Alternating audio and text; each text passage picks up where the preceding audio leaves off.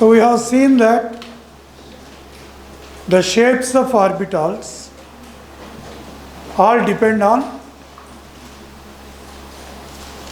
by plotting two varieties of graphs. And we have plotted a graph between psi square versus distance. And for 1s orbital, 2s orbital, 2p orbital, we have drawn already. Based on that, 1s orbital is spherically symmetrical along x, y, z axis. And p orbital is dumbbell shape. Of course, d orbital, you have double dumbbell shape. Actually, d orbitals are total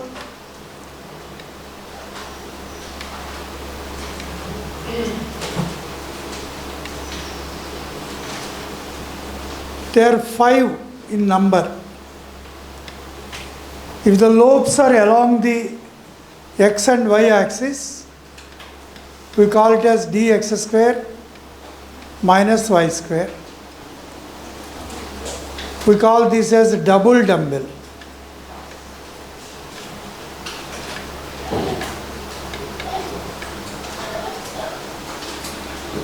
Now if both the lobes are along the z axis, it is z axis, we call dz square. So dz square and dx square y square, their lobes lie along the axis. Along the axis, the lobes are present. There are 3 more d orbitals whose lobes are in between the axis. If it is between x and y, we call dxy. And one more d orbital, their lobes are in between y and z, we call dyz. And one more,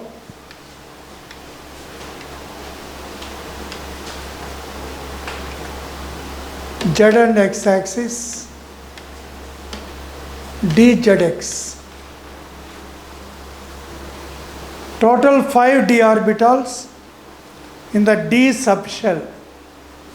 That's why if you write the magnetic quantum number 2l plus 1, 2 into 2 plus 1, you will get 5 values. These 5 values correspond to 5 orbitals. What is the designation if L is equal to 2? If L is equal to, it is D subshell. In D subshell there are 5 D sub-subshells. These so-called sub-subshells are called orbitals. 5 d orbitals. 2 are along the axis. We call this as EG set in crystal field theory. EG set.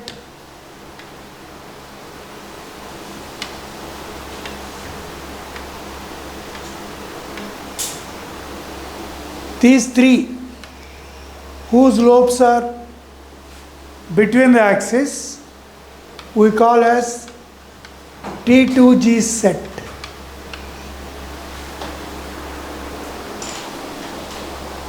That EG and T2G set we study in the coordination compounds in the crystal field theory. Now I can ask you a question to understand your knowledge. When ammonia is added to cupric sulfate, blue color, it becomes deep blue. When ammonia is added to already the blue colored cupric sulfate solution, the solution turns into deep blue. Why? A very common example, just a fundamental I am asking. So the answer is, in normal copper sulfate,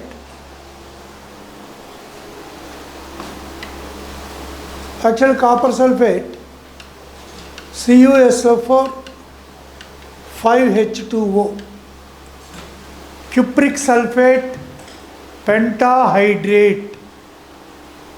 Whenever water molecules are associated with any salt, we call the salt as hydrated salt. How much hydration is there? 5 water molecules. That's why it is a pentahydrate. There is a popular test you have studied in our lower classes. Suppose the liquid is given to you and asked you to identify whether it is water or not. No, sir, I will drink it. No, you should not drink, because we don't know what liquid it is. So in the lab, what we do, we take anhydrous copper sulfate without water. Whenever a salt is not attached with any water molecules, we call those anhydrous salts. So we take anhydrous cupric sulfate and add a drop of the given liquid. If the anhydrous colorless anhydrous cupric sulfate, by adding a drop of the given liquid, if it immediately turns into blue color, the given liquid is water. Because the CuSO4 5H2O, which is also called a blue vitriol.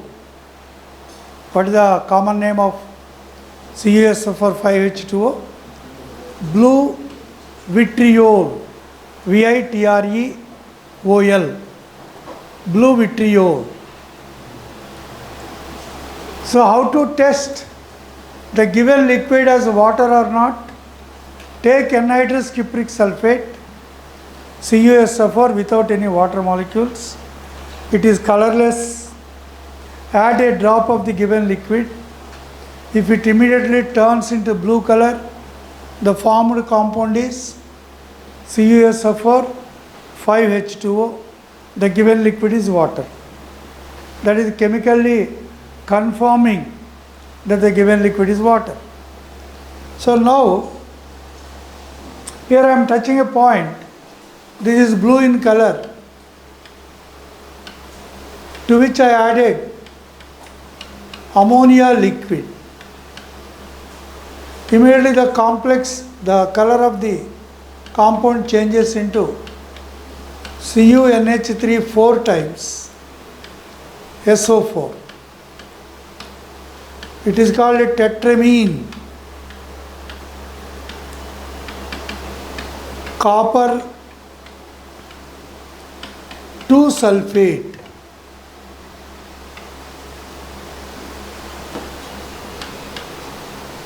This is a deep blue.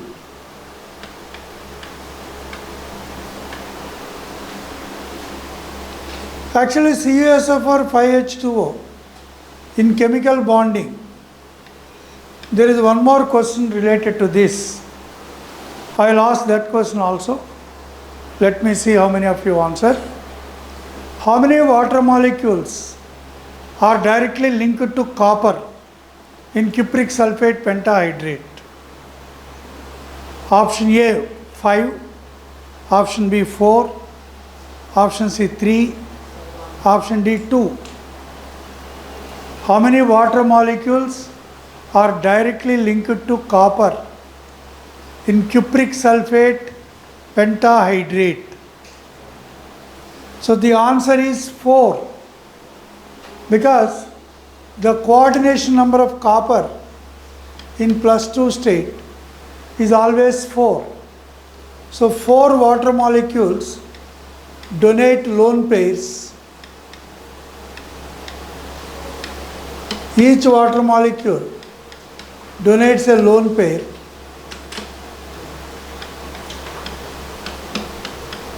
And form 4 coordinate covalent bonds.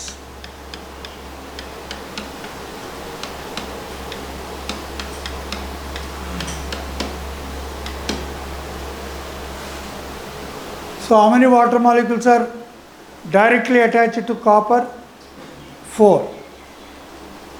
Now the coordination number of copper 2 plus is 4. What is coordination number? How many coordinate covalent bonds are formed by the ligands? Water is an electron pair donor.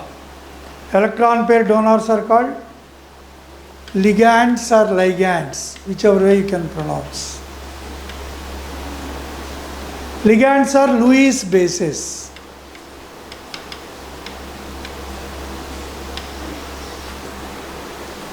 So the term ligand or the term Lewis base will have the same meaning. The one which can donate a lone pair of electrons to other species having the vacant orbitals. The coordination number or the number of water molecules that are linked to copper in +2 state by means of coordinate covalent bonds is 4.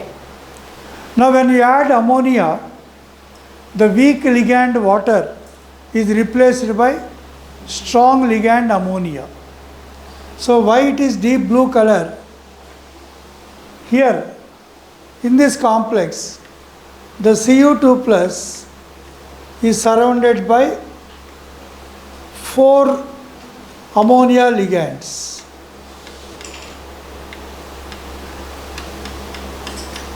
So the waters are replaced by ammonia molecules.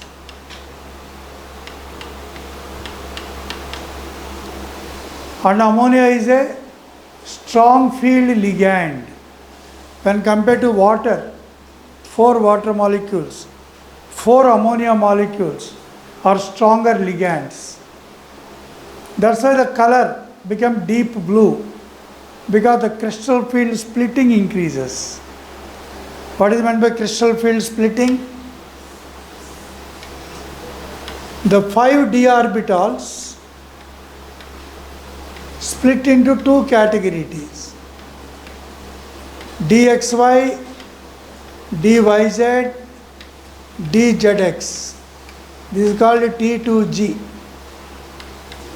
dx square, y square, dz square. This is called EG. This splitting is called crystal field splitting. So the crystal field splitting caused by ammonia is more than the crystal field splitting caused by water. That makes the difference. That's why copper sulfate pentahydrate is just blue in color, but tetramine copper 2 sulfate is what color? Deep blue color. Why the blue color changes into deep blue color? Due to stronger ligand field. Ammonia molecules are stronger ligands than water molecules. Okay. Now one more question here in the chemical bond. When copper 2 plus is surrounded by 4 water molecules,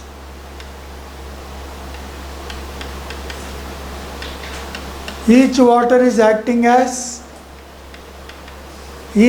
molecule is acting as ligand or Lewis base, electron pair donor. Who is receiving the electron pairs?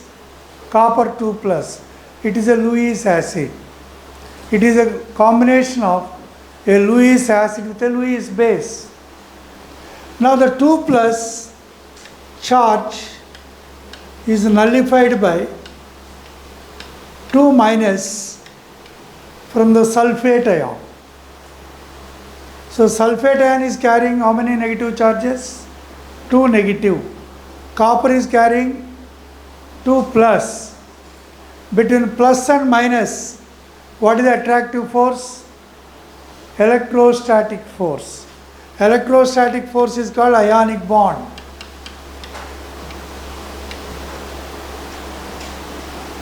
Now, still we have to account for one more water molecule, that is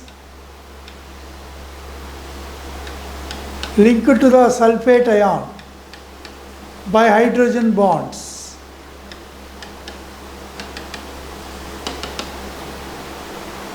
This is a popular question. Almost in every entrance exam it is asked.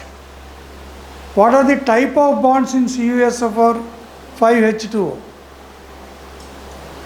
What are the type of bonds in CuSO4 5H2O?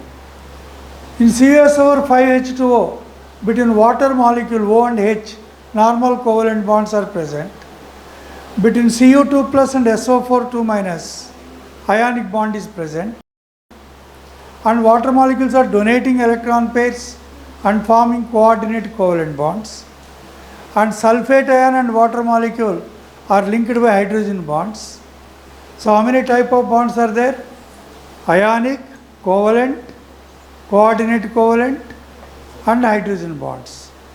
4 type of bonds are present in a single molecule. What are the type of bonds present in CuSO4 5H2O? 4 types. Covalent bonds. Covalent bonds are present between O and H of water molecules. Ionic bond is present between Cu2 plus and SO4 2 minus. Coordinate covalent bonds are present between water molecules and Cu2 plus. Water is electron pair donor, Cu2 plus is electron pair acceptor. Whenever an electron pair donated, the other accepts electron pair, the bond is called coordinate covalent bond.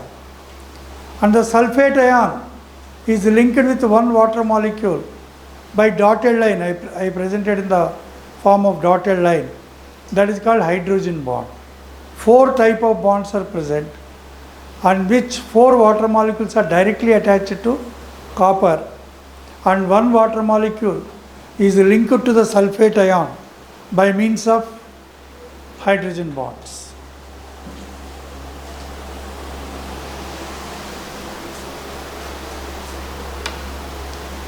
Now coming back to the leftover word, radial probability.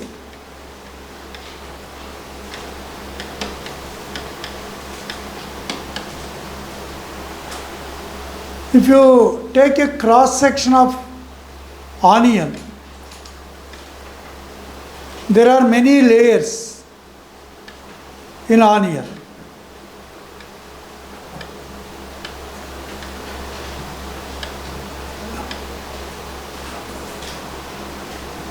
There are many layers in the onion. We take a horizontal cross section. Between one layer and other layer of the onion, there is a minute gap. The onion layers are not completely attached. There is a minute gap. Similarly, that gap is called radial space.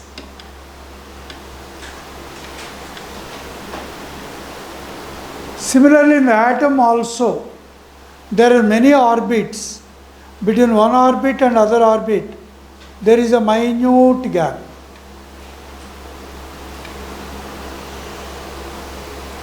That gap is called radial space. In atom also, between one orbit and other orbit, there is a minute gap. We will do one thing. We will draw one circle and later we can fill.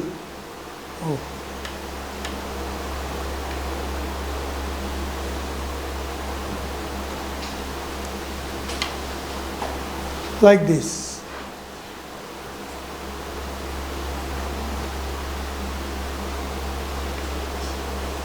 Atom is having many orbits. Between any 2 orbits, the gap is called radial space. The probability of finding the electron within the small radial space around the nucleus is called radial probability distribution. What is radial probability? Or radial probability distribution, both are one and same. It is the probability of finding the electron within the small radial space around the nucleus. This radial space is represented as dr.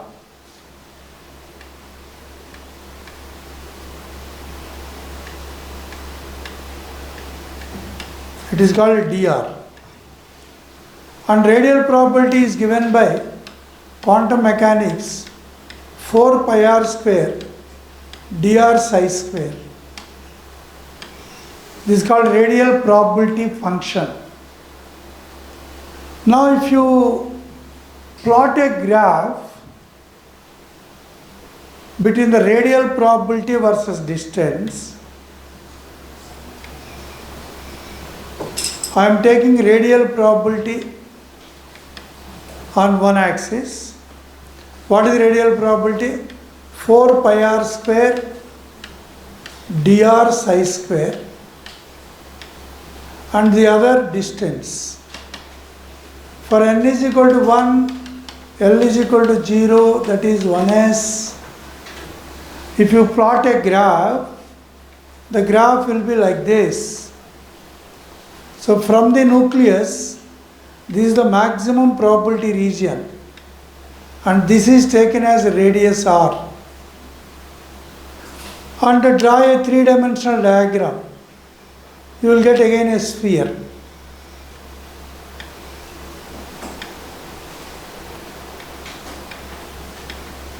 This is R. So same shapes are not changed. In both cases, if you draw a graph between psi square versus distance or radial probability versus distance, the shape will be the same. So this 1s orbital is spherical because it is not drawn on 2D, it is drawn on 3D. It will be like this: x, y and z axis. Three-dimensionally we draw. We will get a spherical shape.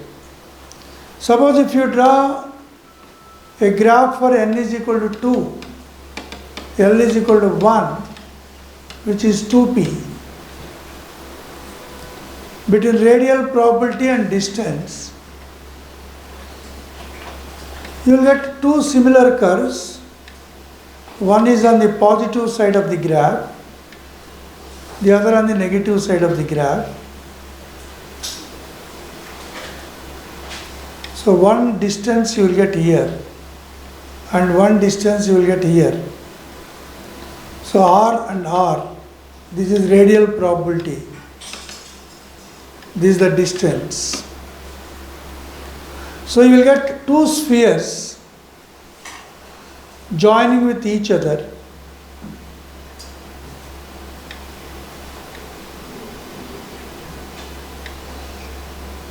One with the positive sign, the lobe, one with the negative sign.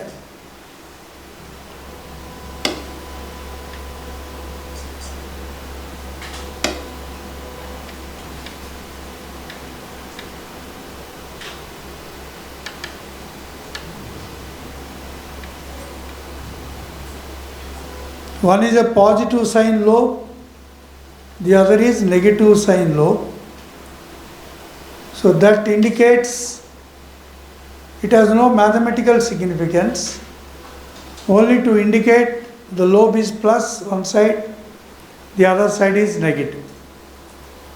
That you study in the linear combination of atomic orbitals. In LCAO approach, in molecular orbital theory, these signs are very important. That we will discuss later. So this is all about drawing or plotting the graphs between radial probability versus distance. So you will get a dumbbell shape here for 2p.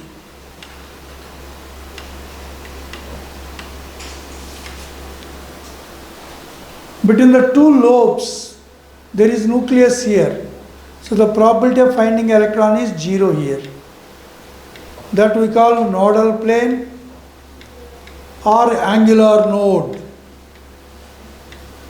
Nodal plane or angular node.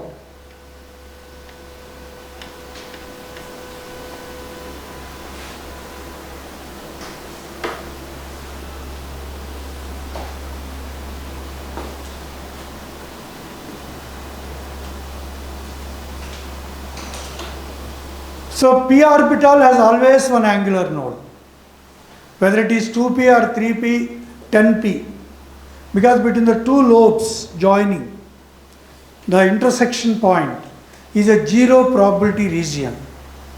So the density of zero electron density is called node or nodal plane. So between the two spheres joining, you can put a plane, that is a zero electron density plane, which you call nodal plane or angular node. For s orbital, there are nodal planes because it is spherically symmetrical along xyz axis. S orbital has zero nodal planes. For s orbital, you have to use the terminology called nodal region, or which is also called radial node. Yesterday we draw for 2s orbital, how many radial nodes or nodal regions are there? There are two circles for 2s orbital. Between the first circle and second circle, there is a gap, that is a zero probability region, which we call nodal region or radial node. If it is 3s orbital, we draw three circles. Between first circle and second circle, there is a dotted region. You see your notes. That is one nodal region. Similarly, between second circle and third circle, you have one more nodal region, which is also called radial node. Clear? So for s orbital, it is not apt to use the word nodal plane or angular node. It is only we have to use nodal region or radial node for s orbital. But for p, d and f, we can use both the terms, because it is 2p. Suppose if I draw 3p, it is 2p orbital because I started with 2p. If I draw 3p, what will be its shape? Again dumbbell.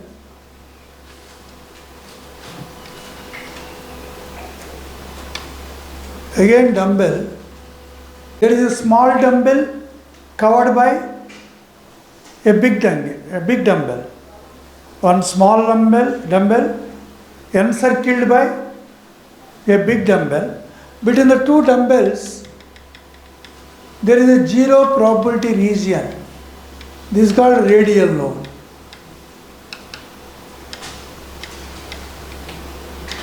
And this is called angular node.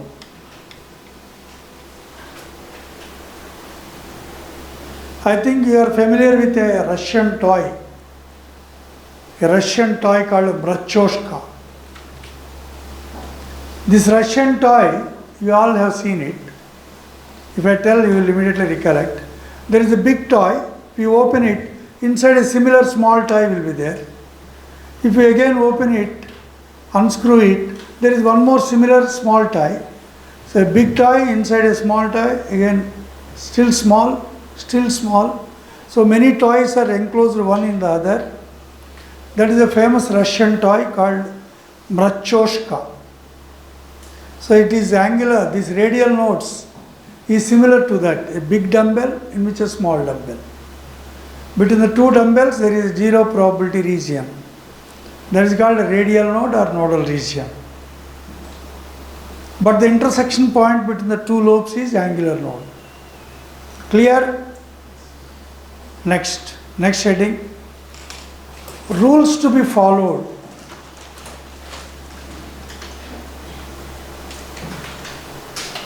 rules to be followed for filling the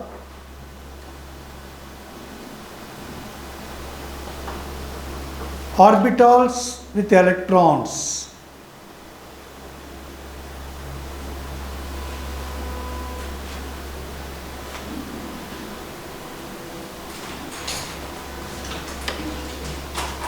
So in this, Is all the orbitals has two regular actually the dz square orbital, because double dumbbell, two double dumbbells lie in the same axis. That's why we can't show like this. What we say, a double dumbbell with a smoke ring. So dz square are shown like this.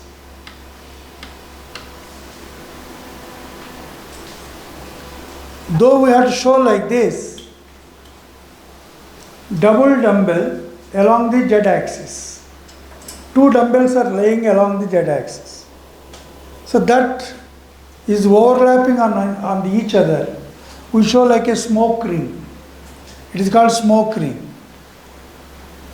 Then you will have only one nodal plane or one angular node cutting in any direction. In case of other d orbitals, here you can draw one nodal plane, here you can draw one nodal plane.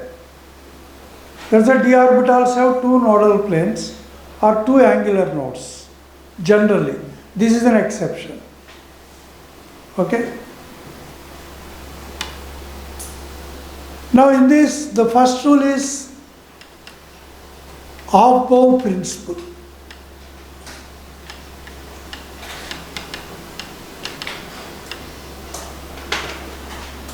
Aufbau principle.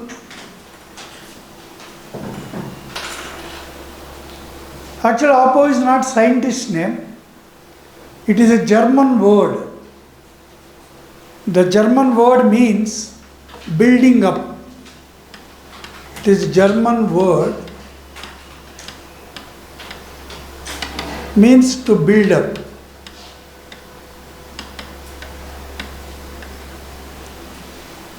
To build up what?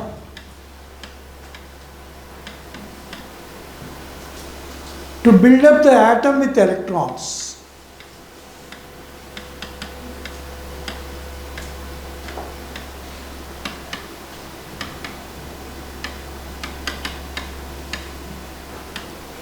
To build up the atom with electrons. So Aufbau principle says, when you are going to build up the atom with electrons, you have to fill the sub-level or sub-energy level or subshell of lowest energy first. So sub-level or subshell of lowest energy.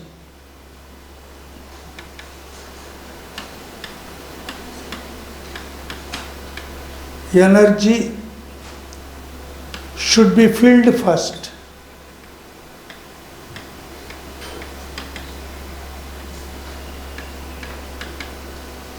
Before filling,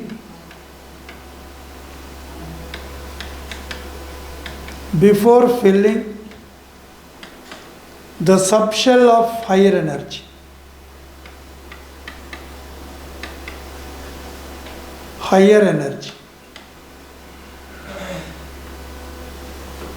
Then how do you know that which subshell has a lower energy or which subshell has higher energy? How to know that? For that, the next point is the relative energies of subshells. The relative energies, relative means comparative. The comparative energies of subshells are known with the help of n plus L values.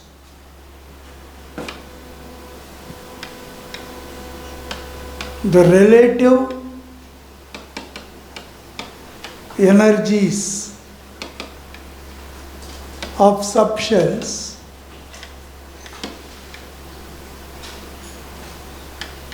can be known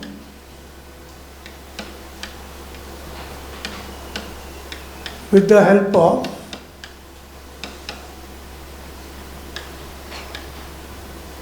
n plus L values.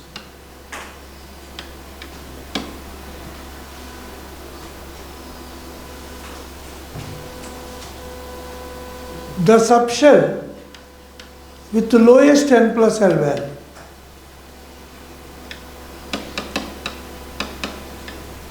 with the lowest n plus L value should be filled first.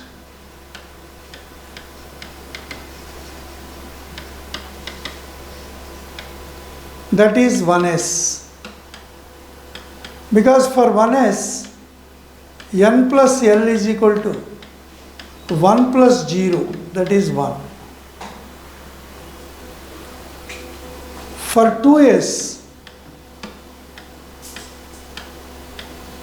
n plus L is equal to 2 plus 0, that is equal to 2. 2p, 2 plus 1, 3. 3s, 3 plus 0, that is equal to 3. All of you know these things. When two subshells have same n plus L value, the subshell with a lower n value is having lower energy. So 2p is having lower energy.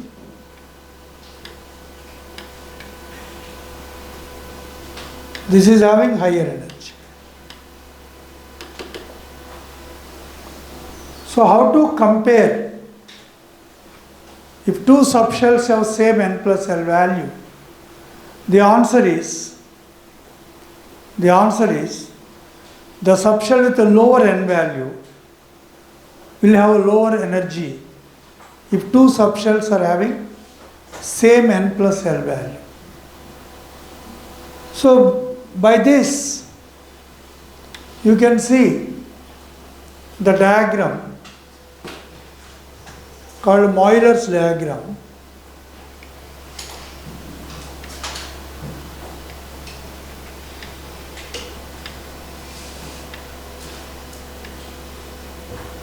So these are all 1s, 2s, 3s, 4s, 5s, 6s, 7s. So in the second shell you have 2p, 3p, 4p, 5p, 6p. So here I am writing 2p, 3p, 4p, 5p and 6p. And in the third shell D starts 3d, 4d, 5d.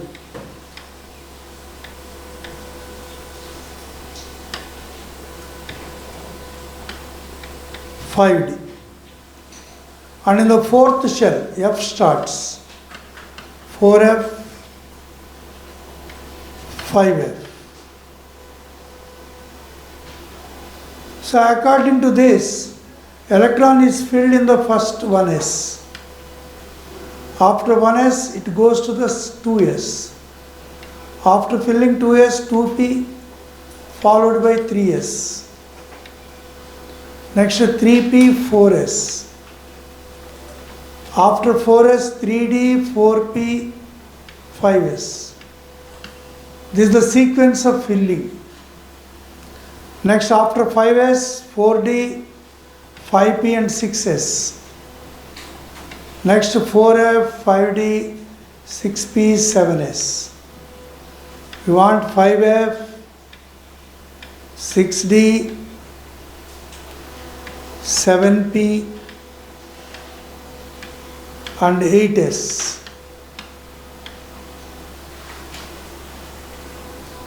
This is called Euler's diagram.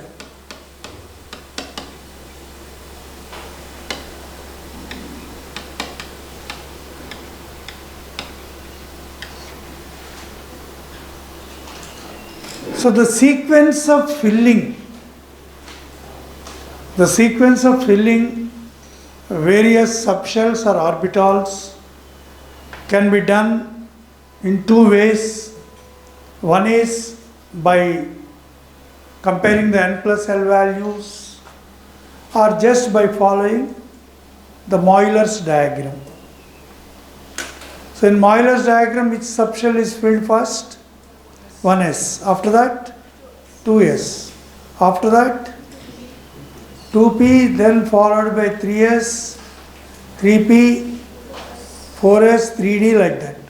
So I can write the increasing order of energies of orbitals.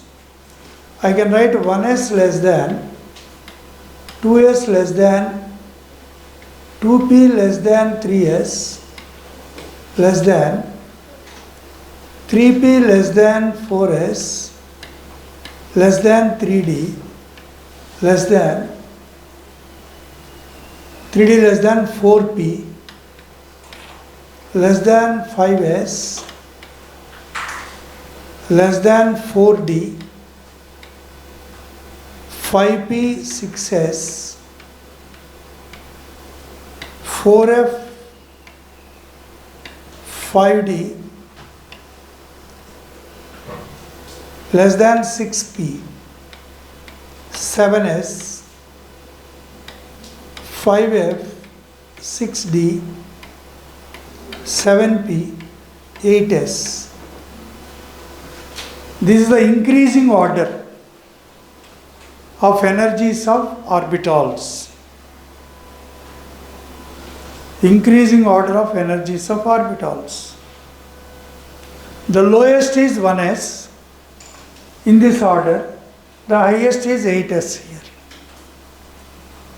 Correct? Next.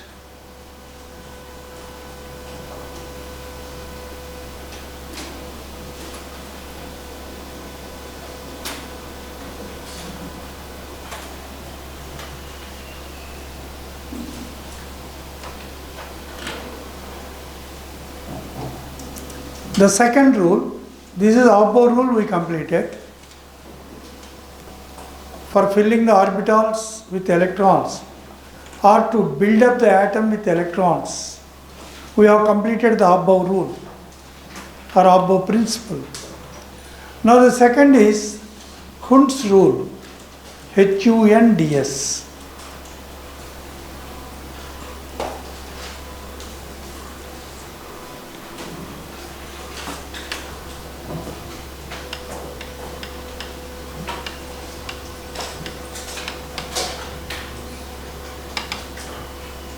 Number 1, not applicable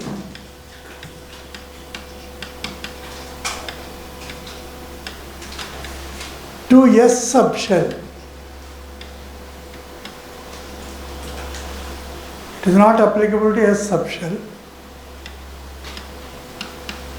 Applicable to P, D and F subshells.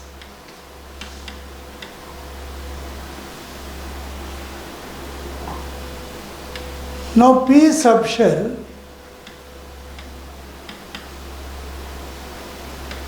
contain Px, Py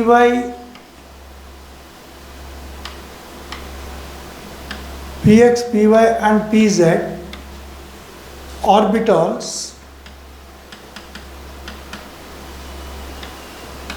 with equal energies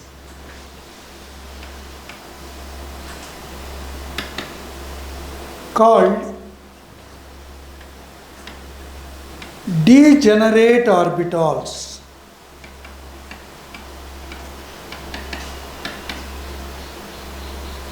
Degenerate orbitals. means equal energy orbitals. Now Hund's rule says that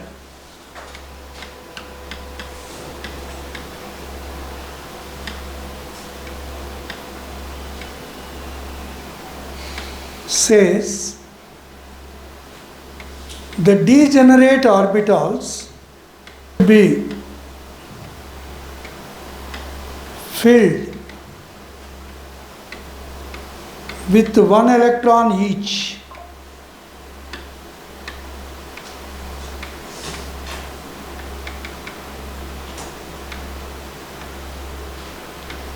With one electron each, with parallel spins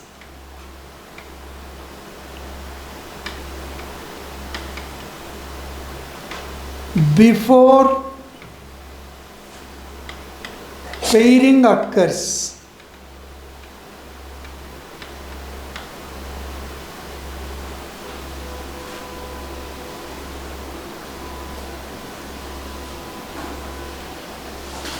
So what it says, actually it is only applicable for P, D and F subshells.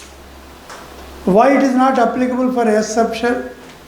S subshell contain only one orbital. But Hund's rule require more number of orbitals with the same energy. So orbitals with the same energy are called degenerate orbitals. Orbitals with the same energy are called degenerate orbitals. So what the rule says, whenever you are going to fill the degenerate orbitals, you have to fill one electron in each orbital with the same spin called parallel spin. Then only pairing takes place. For example, nitrogen with atomic number 7, if you write the electronic configuration,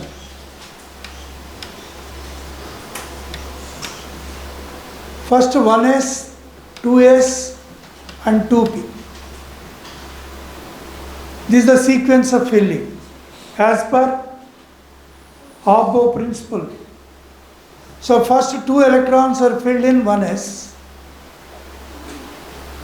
2 electrons are filled in 2s, 4 electrons are over. Now out of 7 electrons, 3 are remaining. The 3 should be filled, 1 each, with the same spin. This is Hund's rule. As per Hund's rule.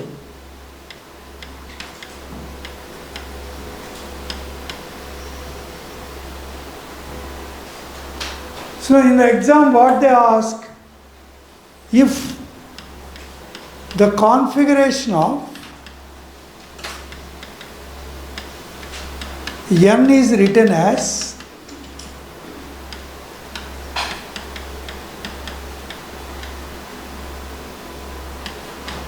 one S2, 2s2,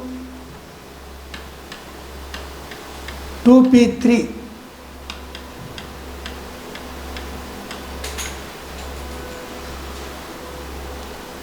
So I will again write this.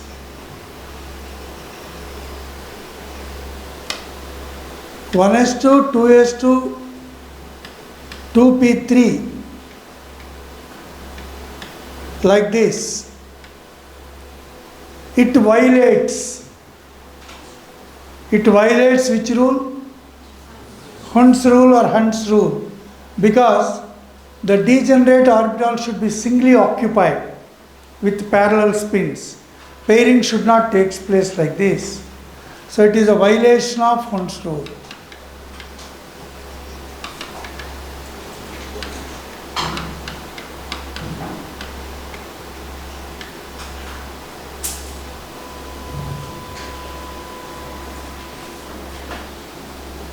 So next point, pairing starts,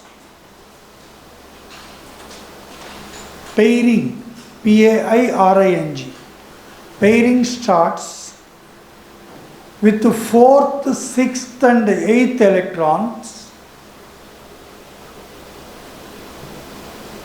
Pairing starts with 4th comma 6th and 8th electron in P comma D and F subshells. In P comma D and F subshells. So in P subshell, pairing will not start with 3 electrons. It starts with 4th electron. Suppose if I write here oxygen with atomic number 8 electrons, then my configuration changes 1s2, 2s2, 2p4. 4th electron pairing starts.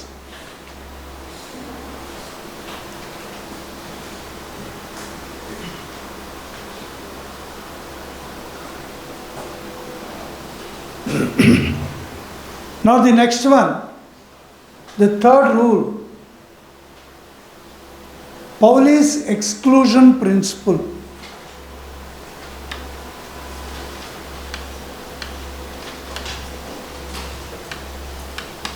Pauli's exclusion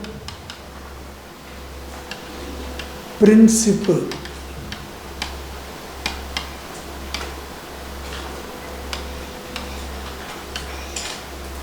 This principle is so simple. No 2 electrons in an atom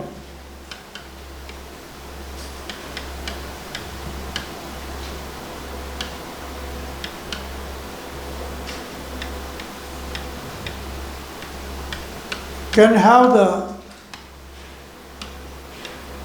same set of 4 quantum numbers.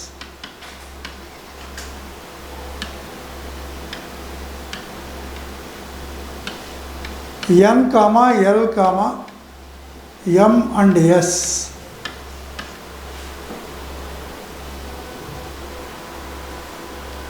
Or an orbital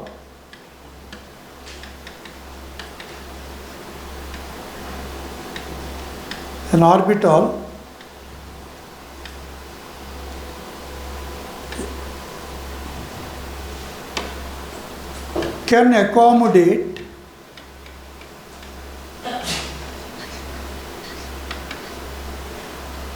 a maximum of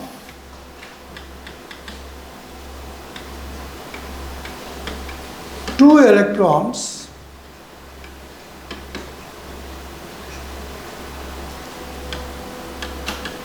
with opposite spins.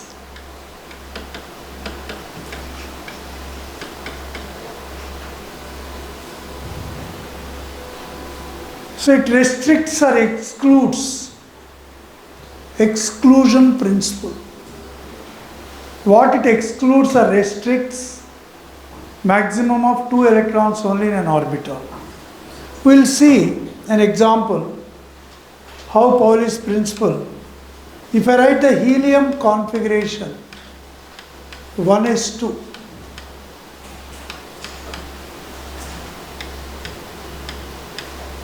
first electron, second electron. I write N, L, M and S. What is the N value for first electron? 1. 1s, it is present in 1s. Second electron also, it is present in 1s. This 1 value indicates N value. What is the L value for S subshell? 0. Both electrons are in S subshell. S subshell has L value 0. When L is 0, M is automatically 0. But first electron have a plus half spin. The second electron has having minus half spin. So no two electrons in an atom can have the same set of 4 quantum numbers. Even 3 quantum numbers are identical. They differ in spin quantum number. The same question in JEE, they asked like this. Please write that question. If the electronic configuration of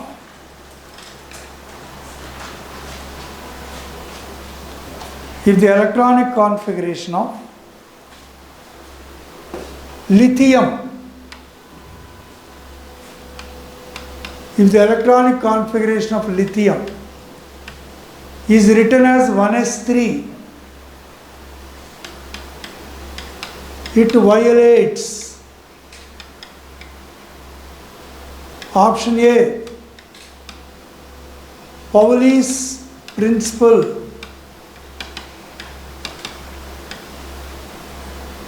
Option B, Hunt's principle. Aufbau principle.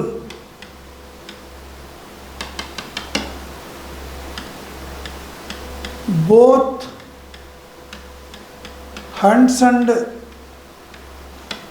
Aufbau.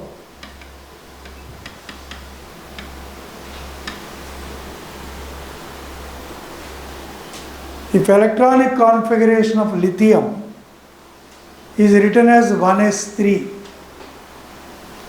what principle it violates? An orbital can accommodate a maximum of 2 electrons. If more than 2 electrons if we accommodate, it violates Pauli's principle. We will examine if 1s orbital, let us say, has 3 electrons. 1s3 you are written like this. So first electron, second electron, third electron. Write N, L, M and S values. What is N? 1. What is L? 0. What is M? 0. What is spin for the first electron? Plus half. Second electron? For again third electron? Means the first electron and the third electron. This is the observed configuration. The expected configuration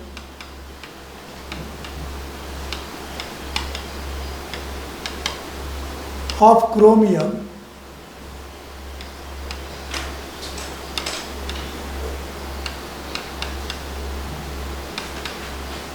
is 3d4 4s2 is expected, but observed configuration, this is the observed configuration.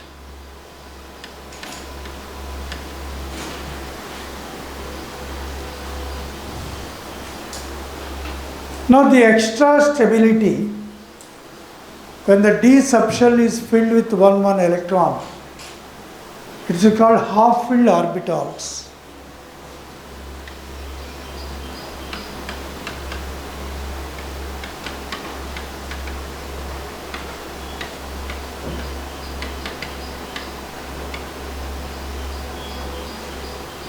Orbital can accommodate a maximum of 2 electrons. When 1 electron is filled, we call it as half filled. Now the first electron can have 1, 2, 3, 4 exchanges.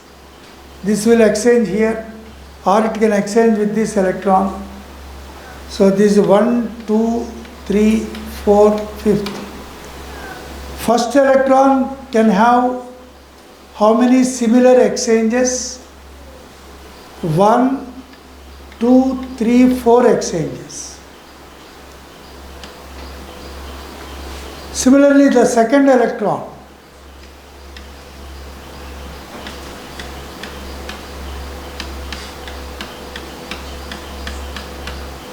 The second electron will have how many exchanges? 3 exchanges. Similarly, the third electron will have how many exchanges?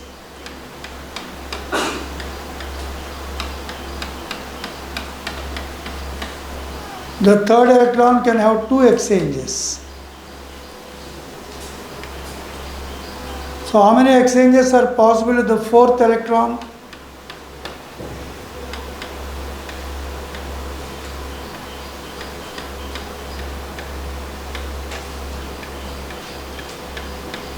Only 1 exchange. So total number of exchanges are 4 plus 3 plus 2 plus 1. When an electron with the same spin can exchange with others, it releases some energy called exchange energy. So because of exchange energy, when electron of same spin exchange the position with others, first electron can exchange with the second, with the third, with the fourth, with the fifth. How many exchanges are possible? 4. Similarly, the second electron can exchange 3 type of exchanges. Like that, total 10 exchanges.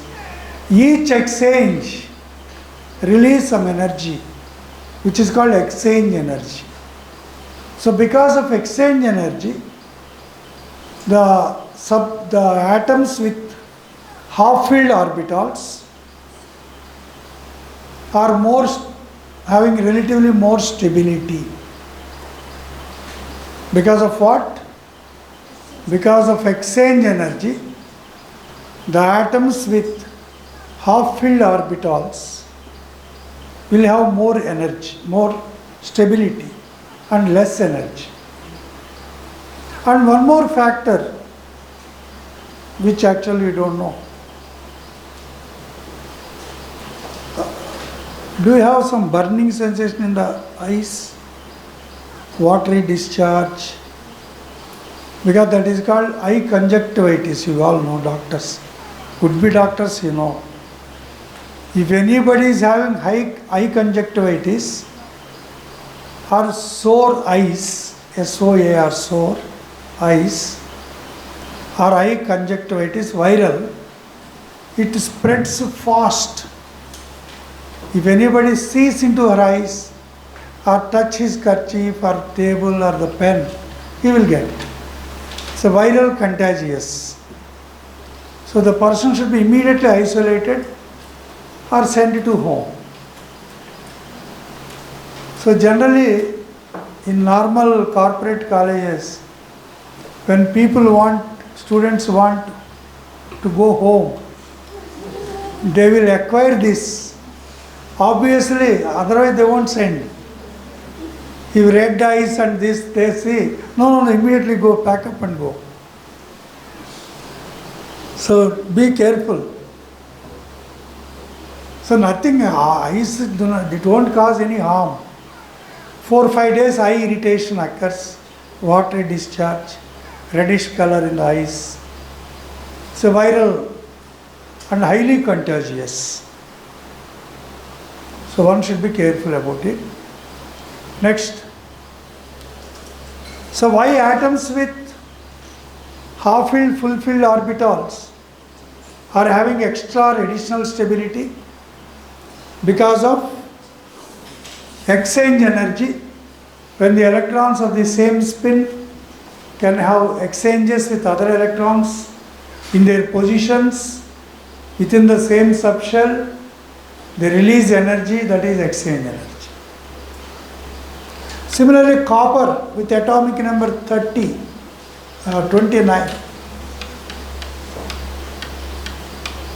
2p6, 3s2, 3p6, 3d10, 4s1. This is the observed configuration.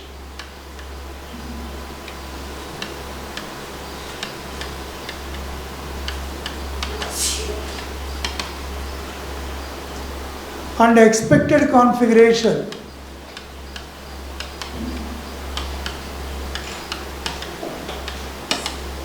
is 3D9 4s2.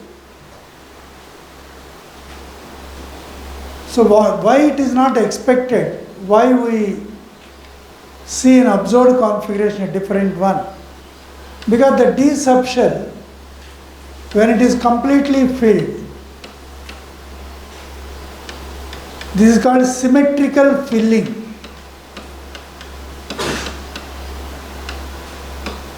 Half filled or full filled is called symmetrical filling. In the nature, symmetry always preferred. Nature always prefers symmetry. Unsymmetrical objects are not existing in the nature. Mostly symmetrical objects are more common.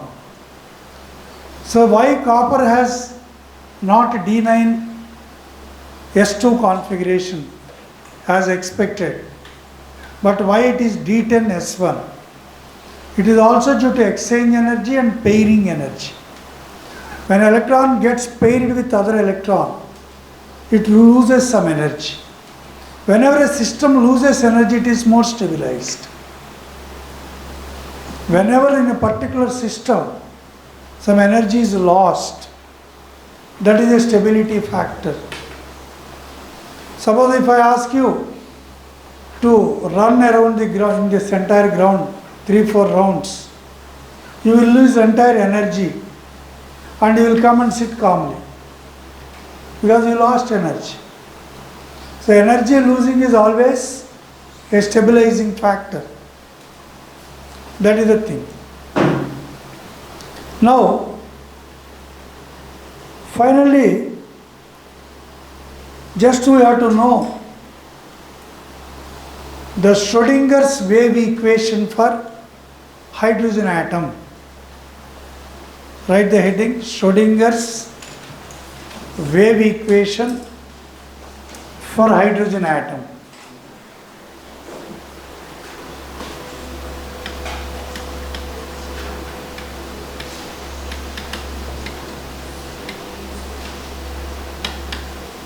Wave equation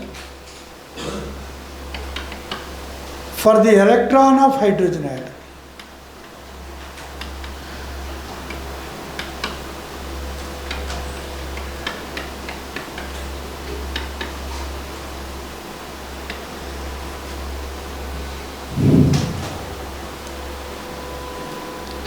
Schrodinger's wave equation for the electron of hydrogen atom. Actually, the Bohr's model, Sommerfeld's model, these are all cock and bull stories, are based on classical mechanics or Newtonian mechanics. The Bohr's theory or the Sommerfeld's or Rutherford's, they all can't explain fully about electron, a subatomic particle, because we can't see it. These are all assumptions. They are all governed by Newton's physics, called Newtonian physics, which is also called classical physics.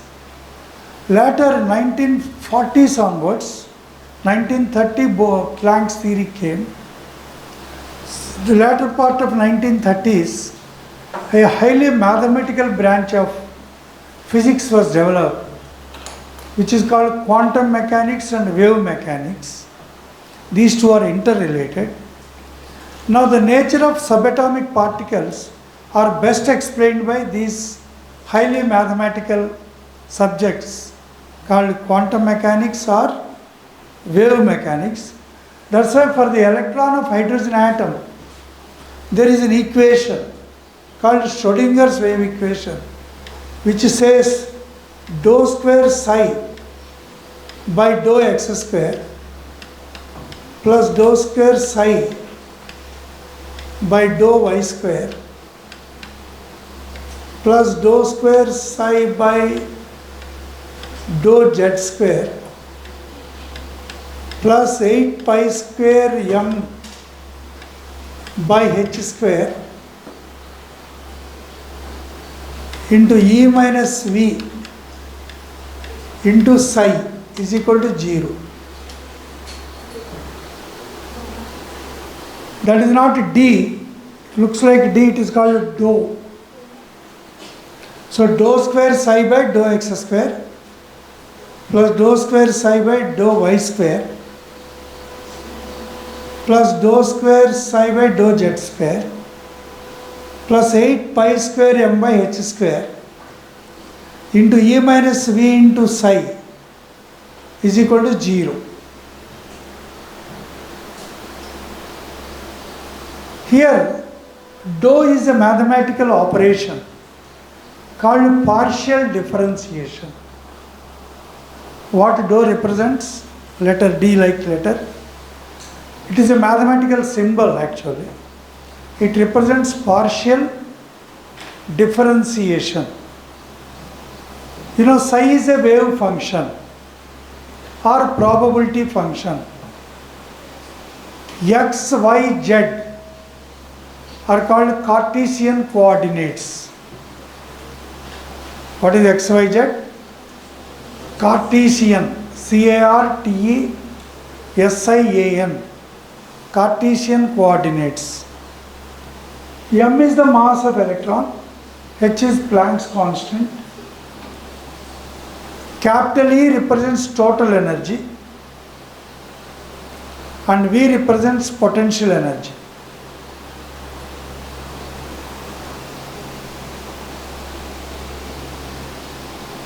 Capital E letter represents total energy, V represents potential energy.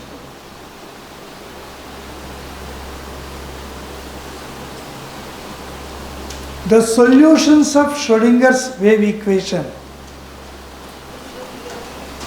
The solutions of Schrodinger's wave equation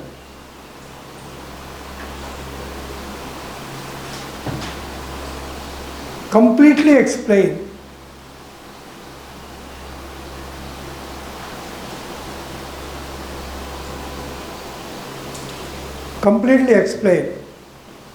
the nature of electron in hydrogen atom.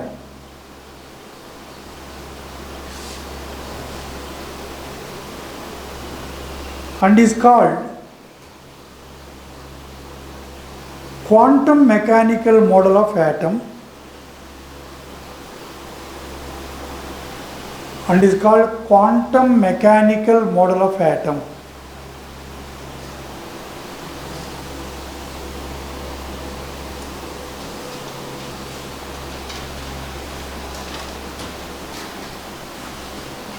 Write the heading, problems in atomic structure. Problems in atomic structure.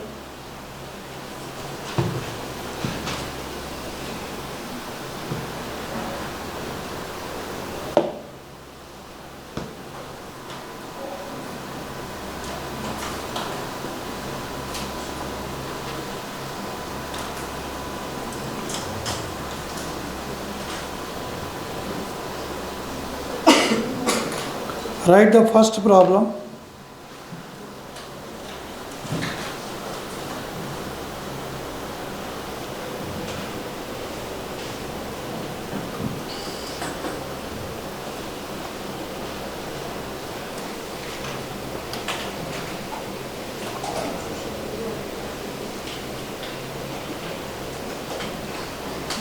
Find wavelength of radiation. Find the wavelength of radiation.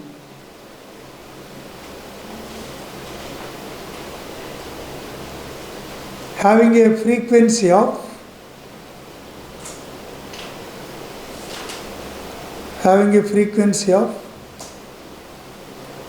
4000 kilohertz.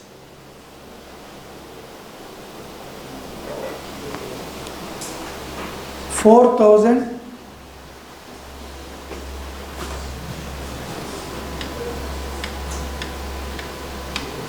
kilohertz.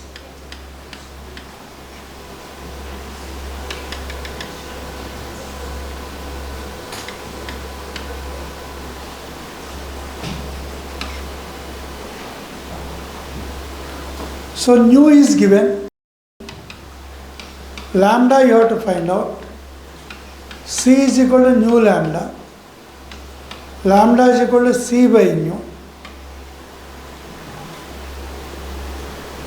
Do fast. C is 3 into 10 power 8 meter per second. So this is 4000 into 10 cube heads. Kilohertz I have converted into heads. So 3 into 10 power 8 by 4 into 10 power 6. 3 by 4 is 0.75 into 10 power or 10 square. Or 7.5 into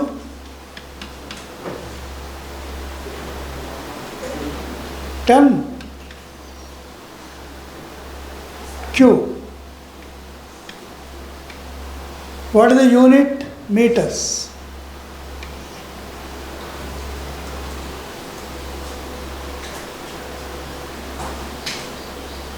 Next problem.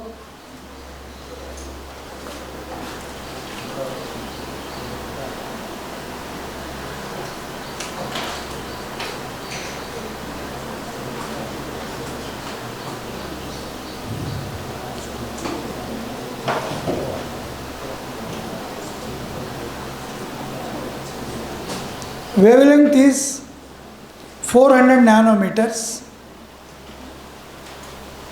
Wavelength is what? 7 point?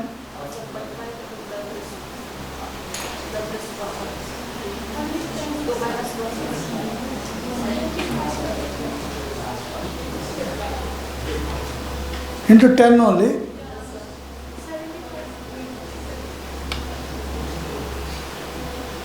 Seven point five. Okay.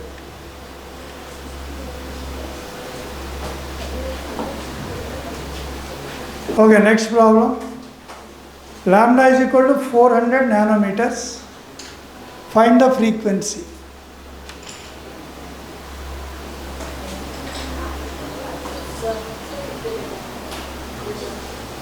Lambda is equal to, wavelength is equal to 400 nanometers. Find the frequency.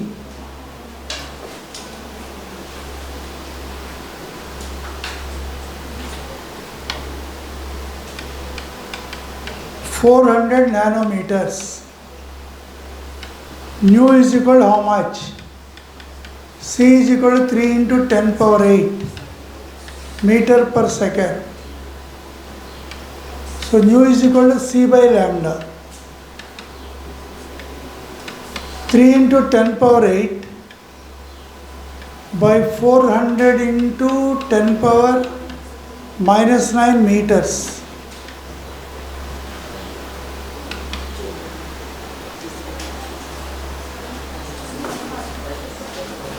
Similar answer with a values different. Next.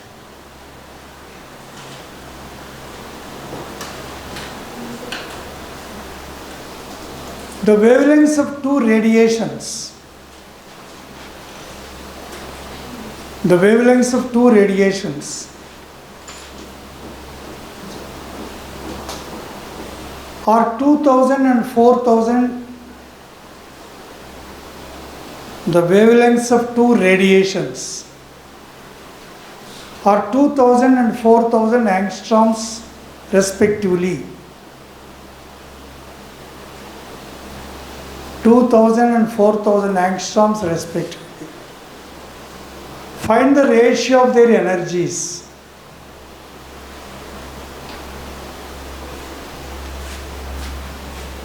Find the ratio of their energies.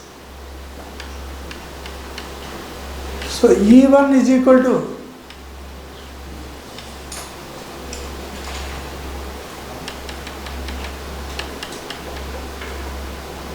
H nu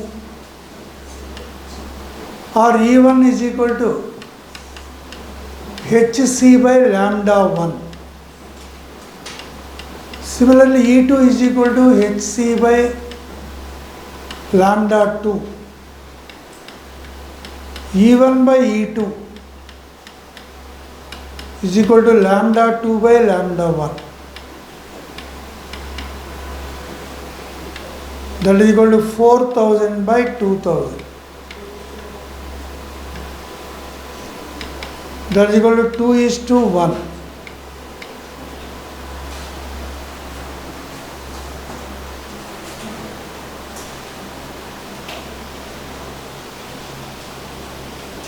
Instead of nu, I wrote C by lambda 1. E2 will be C by lambda 2. So E1 by E2 is equal to lambda 2 by lambda 1. Next.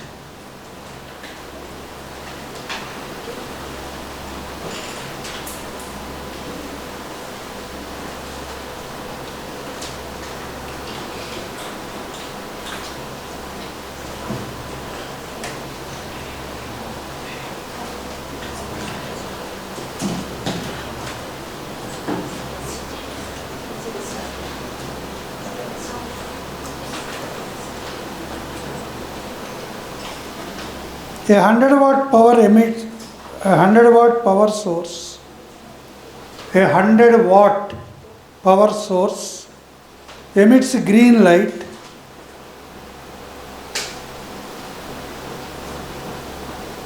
A 100-watt power source emits green light with a wavelength of 5000 angstroms.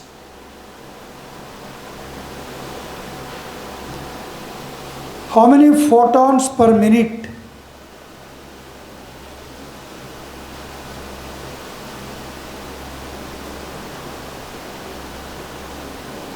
How many photons per minute are emitted by this source?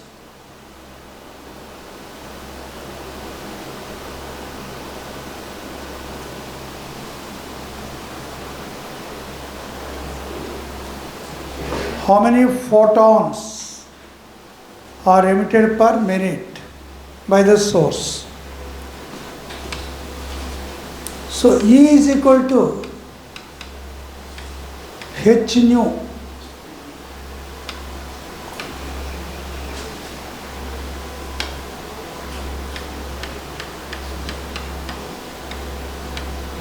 for one photon.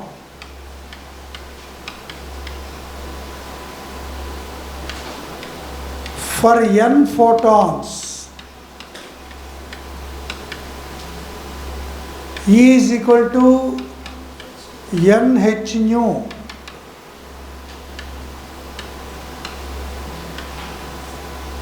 That is equal to nhc by lambda.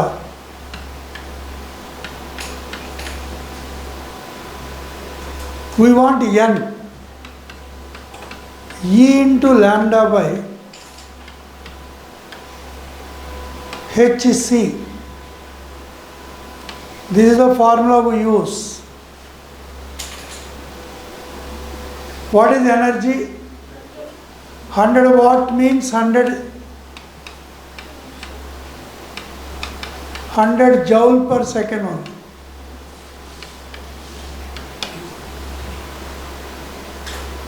So 100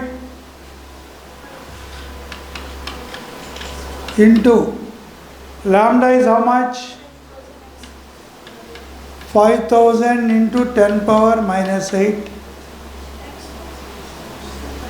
The meters or centimeters which we are using? Whichever you can use.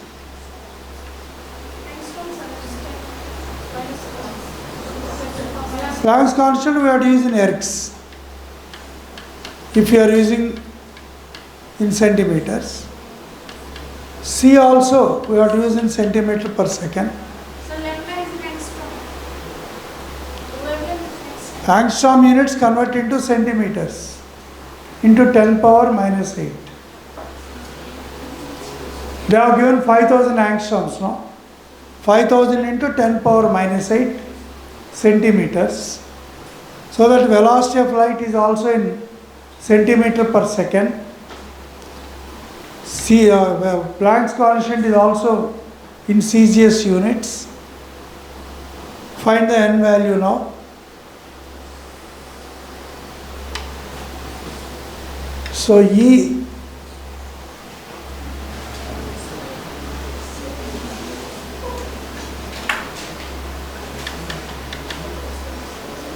okay, this properly should arrange.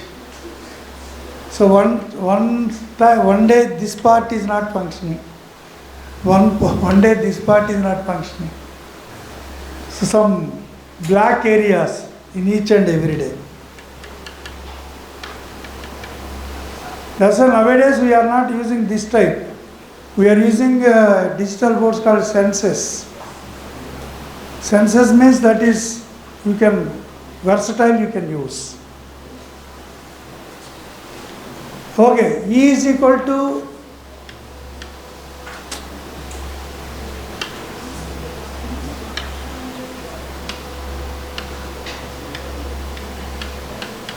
NH nu. Oh, this part is also not.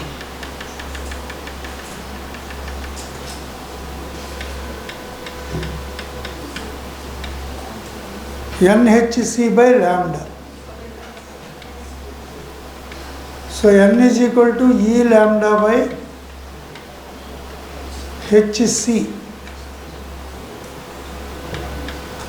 E is 100 watt into lambda 5000 into 10 power minus 8 centimeters by Planck's constant 10 power minus 27 erg seconds into 3 into 10 power 10 centimeter second inverse.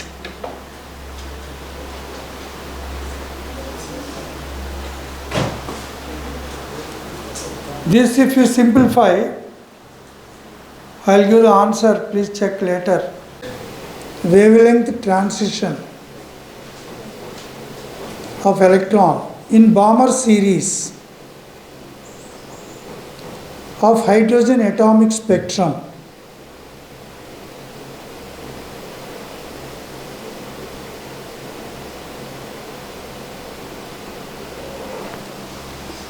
Find the shortest wavelength for the transition of electron in Balmer series of hydrogen atomic spectrum.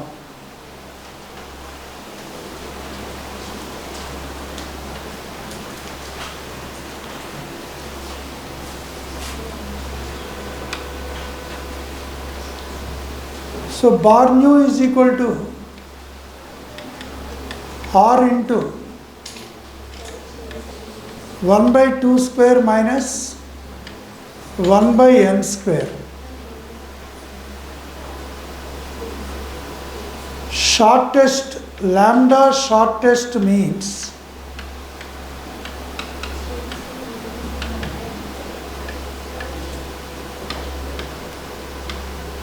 the highest energy.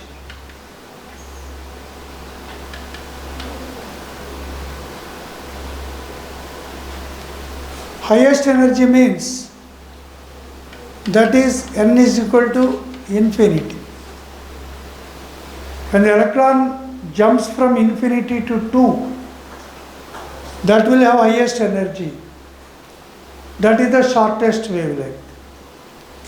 So bar nu is equal to R into 1 by 2 square minus 1 by infinity square. That is equal to R by 4 centimeter inverse. And lambda is equal to 4 by R centimeters.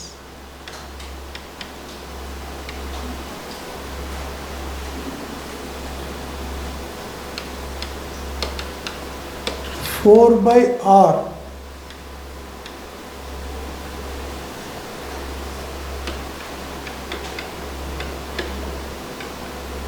centimeters. And you know 1 by r is equal to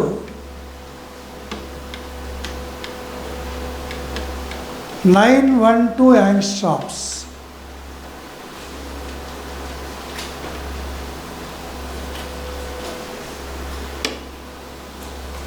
One by r is equal to 912 angstroms.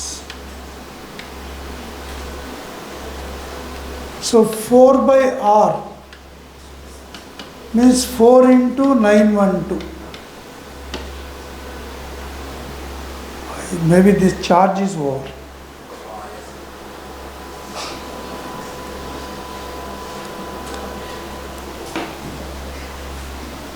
Multiply 912 with 4.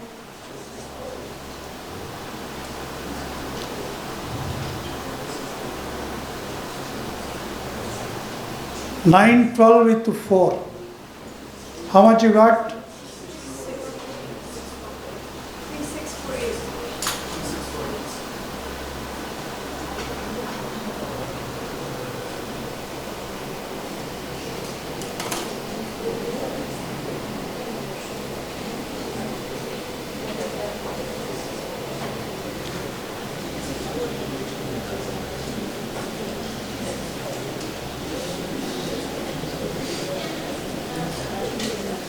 How much you got? 6 6. 3648 correct. That is the correct answer.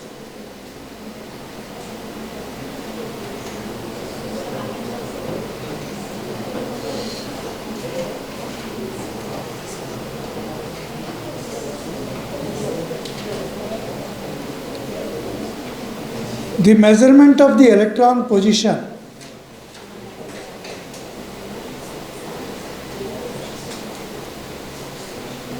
the measurement of the electron position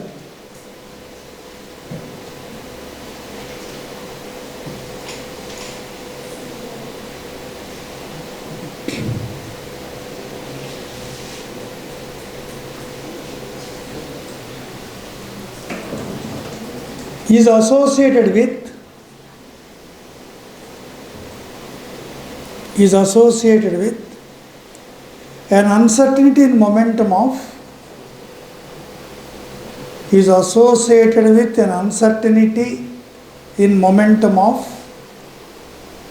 5 into 10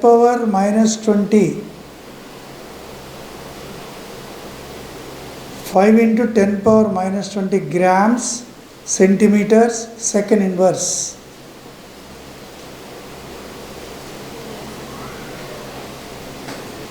Five into 10 power minus 20 grams centimeters second inverse. The uncertainty in velocity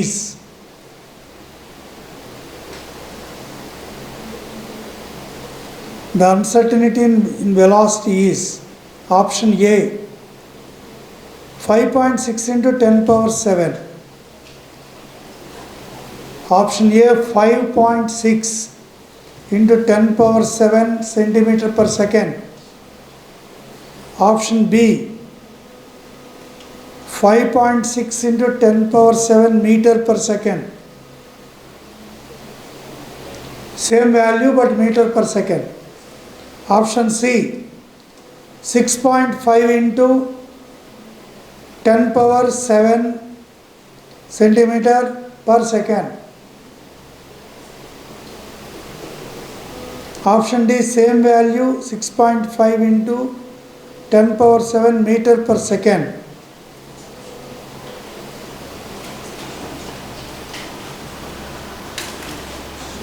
Do fast.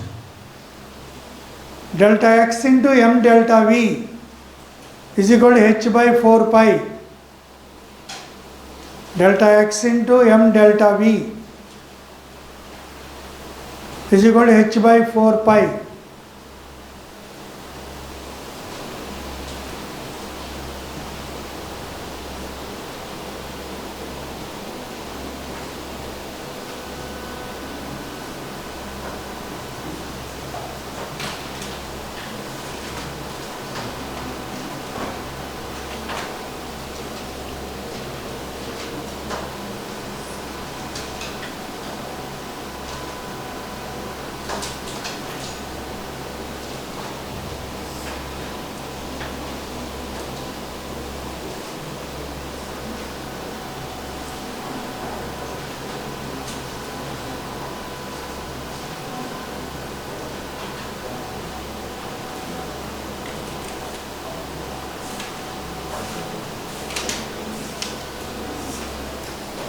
Now m delta V value is given 5 into 10 power minus 20. That itself is equal to uncertainty in position they are given.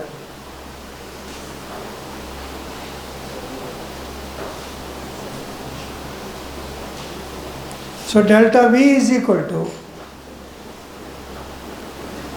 5 into 10 power minus 20 by the mass 9.1 into 10 power minus 28. M delta V value is given. How much? 5 into 10 power minus 20. You have to find delta V. So M delta V value is given. Delta V is equal to given value by M. M is mass of electron. So 5 into 10 power minus 20 divided by 9 into 10 power minus 28. That is the answer.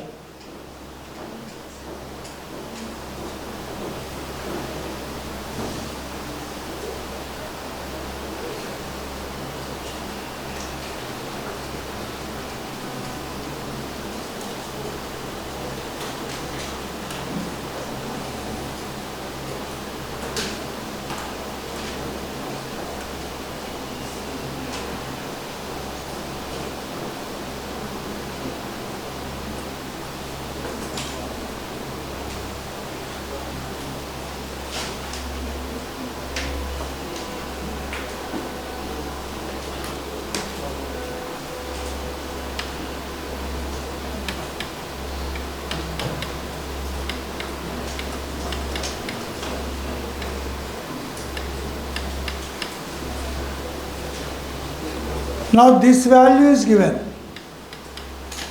5 into 10 power minus 20. This is M delta V value. Now we want delta V. 5 into 10 power minus 20 by M. 5 into 10 power minus 20 by mass of the electron 9 into 10 power. So this, if you simplify, you will get the delta V value. Next question. The energy associated with the first orbit of Li2 plus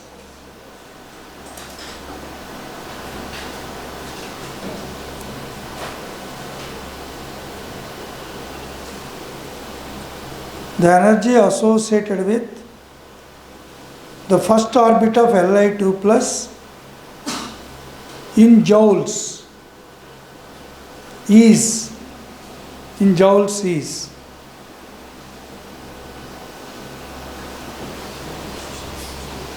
so what is En value in joules? Minus 2.18 into 10 power into Z square by N square. Find the energy associated with the first orbit of lithium plus 2.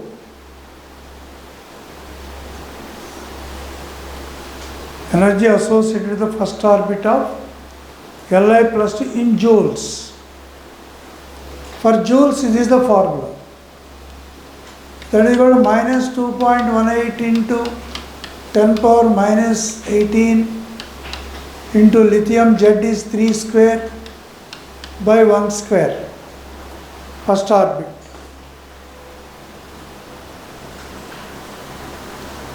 Next question.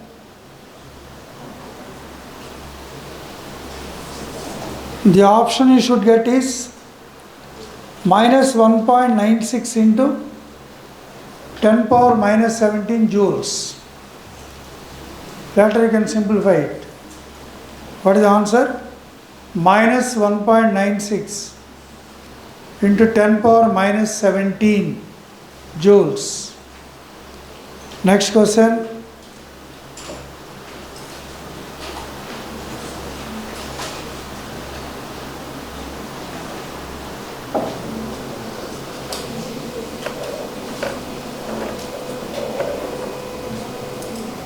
A ball of mass 20 grams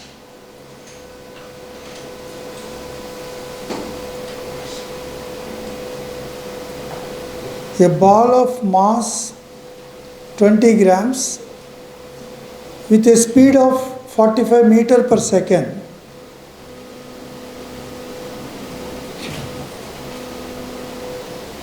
with a speed of 45 meter per second, and the speed is measured with an accuracy of 0.5%.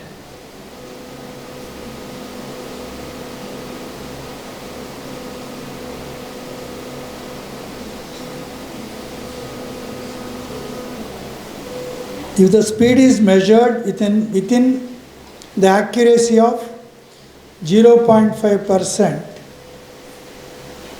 the uncertainty in its position is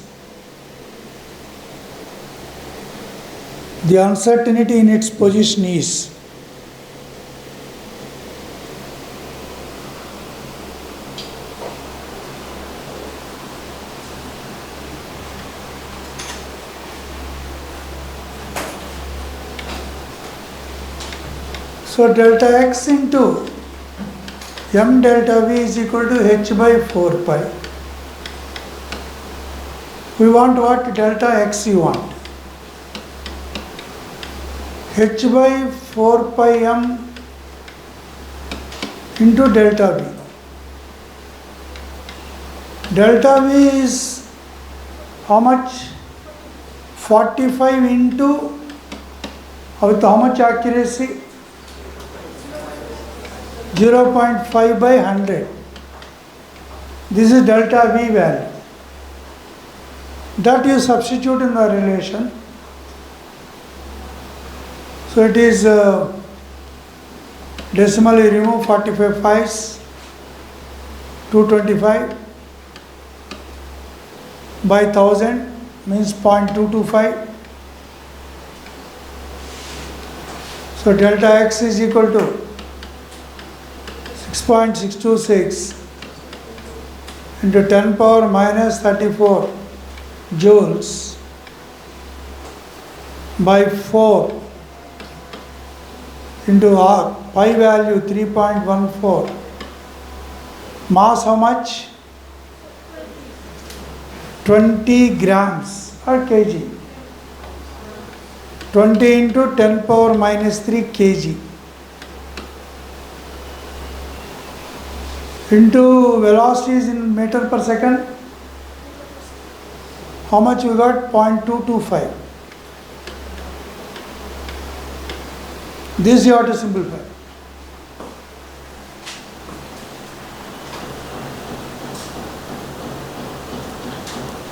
So the answer will be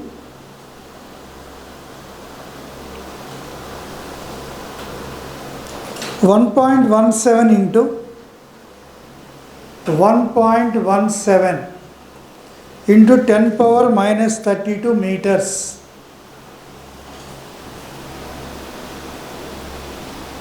Later you check. Next question. The energy of electron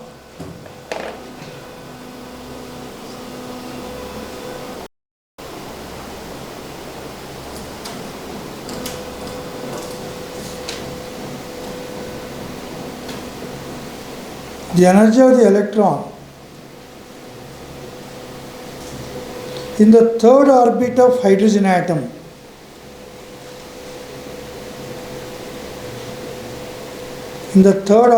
hydrogen atom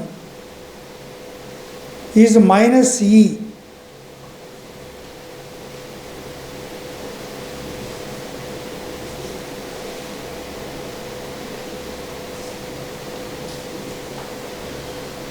The energy of the electron in the first orbit is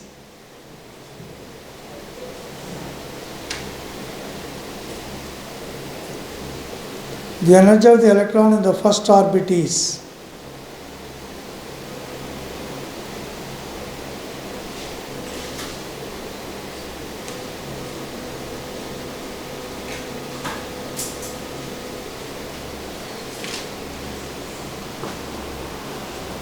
yes. Options I will give you. Minus 3e, option 1. Option 2, minus e by 9. Option 3, minus e by 3. Option 4, minus 9e.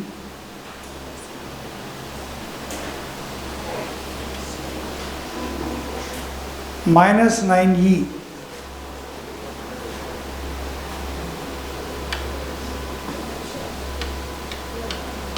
So E3 by E1 minus 13.6 into Z square by N square,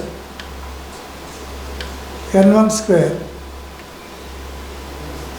by minus 13.6 into Z square by some N3 square by N1 square. If you found this ratio, this is minus 13.6 into 1 square by 9 by into 1 square by 1 square.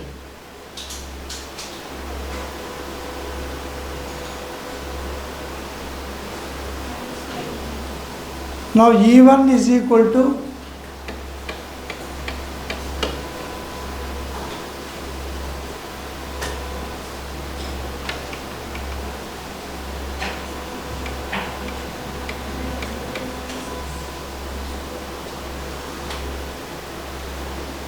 they are asking E1 only.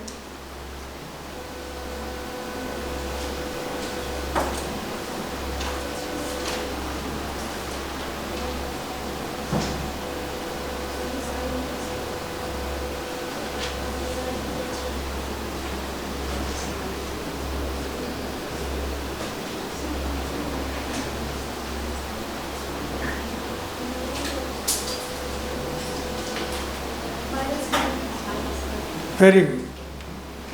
Minus 9e.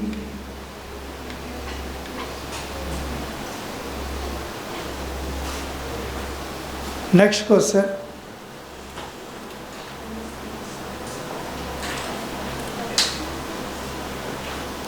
The electron jumps from fifth orbit to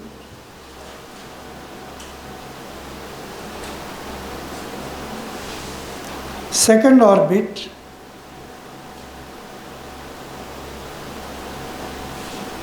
in multiple steps.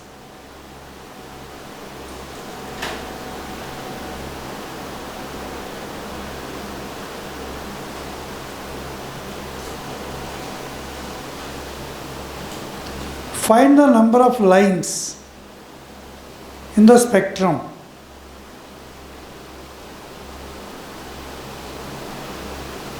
Find the number of lines in the spectrum. Option A 10, option B 6,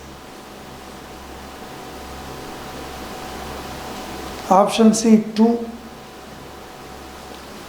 option 4 or D 8. 10 is first option, second option is 6, third option is 2, fourth option is 8.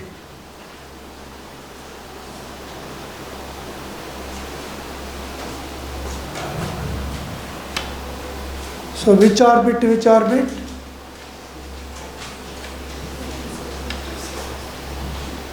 Five, 4, 3, 2. Fifth to second, the electron is jumping in multiple steps. It may come directly or it may come 5 to 4 and 4 to 2 or 5 to 3, 3 to 2, any other possibility?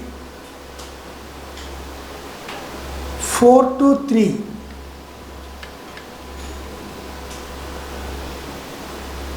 3 to 2, this is one line, this is another line, this is another line.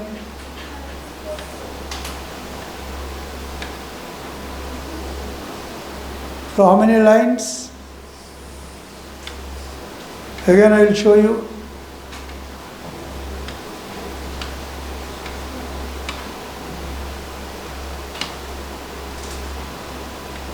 For each jump, h nu energy is released.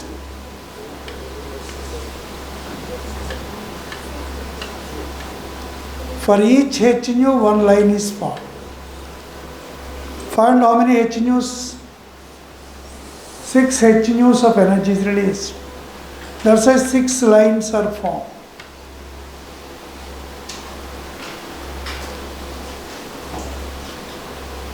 Or you can also write a formula, but I don't recommend this formula.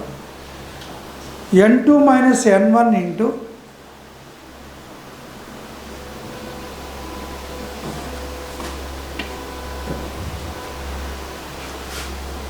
N2 minus N1 into N2 minus N1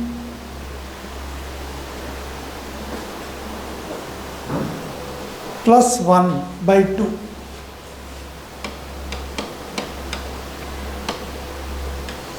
Actually, this type of formula we can't by heart.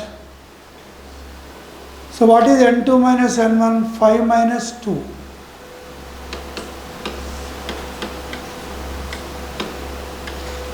Into 5 minus 2 plus 1 by 2.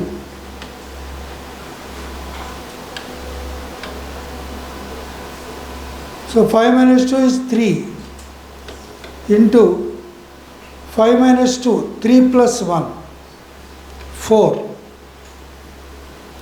by 2.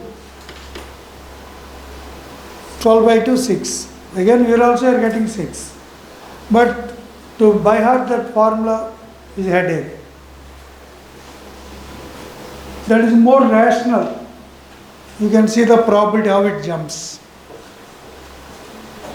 Next.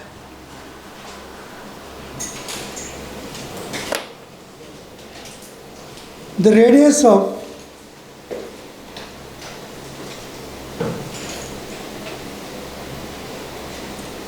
electron in the first Bohr's orbit of hydrogen atom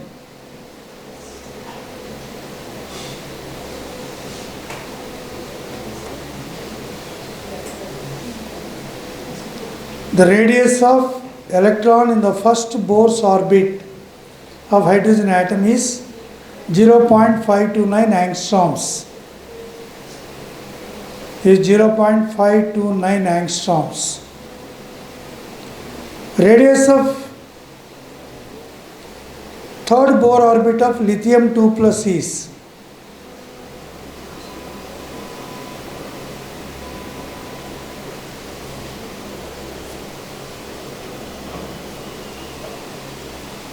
radius of third Bohr's orbit of lithium 2 plus is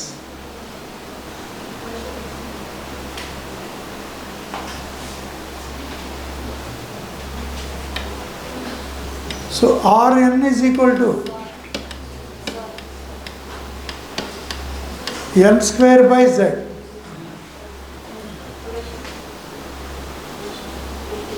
Question shall I repeat? First Bohr orbit radius is given 0.529 angstroms. Find the radius of third Bohr orbit of Bohr's orbit of lithium 2 plus Li 2 plus. Whether the value given in the first sentence is immaterial for us, because the radius formula is this for any single electron species. Lithium 2 plus is a single electron species. So 0.529 into 3 square. They are asking third Bohr orbit. Third or second?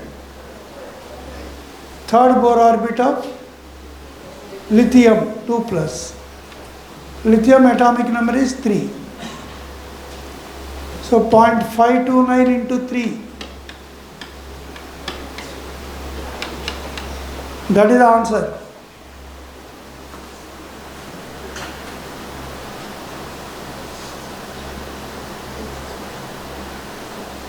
One 1.587 angstroms.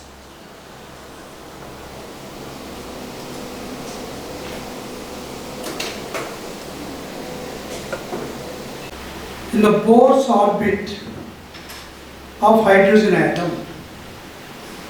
In the Bohr's orbit of hydrogen atom.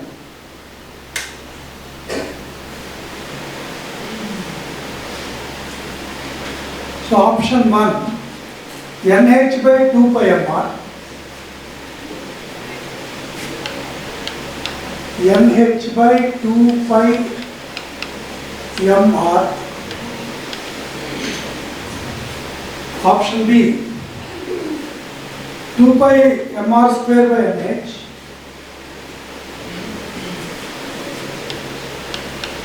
two pi mr square by NH.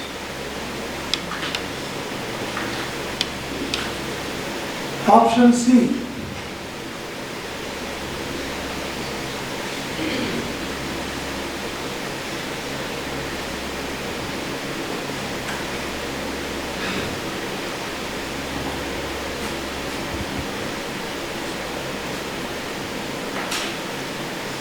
four pi square mr square by NH, 4 pi square mr square by NH.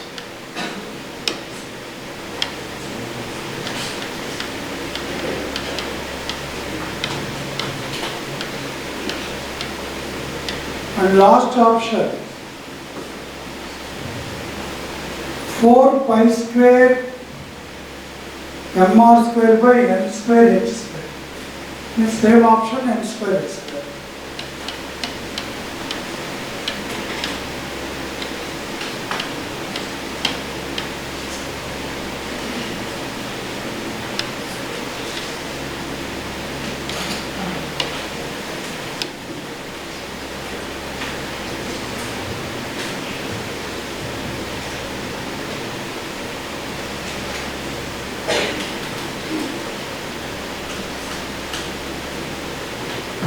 Which option?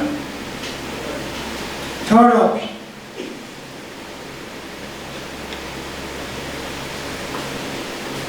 Let me check.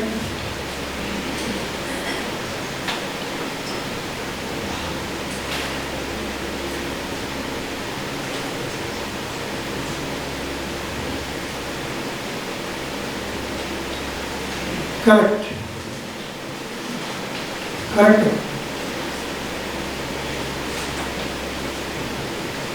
Has anyone? One student have already hit?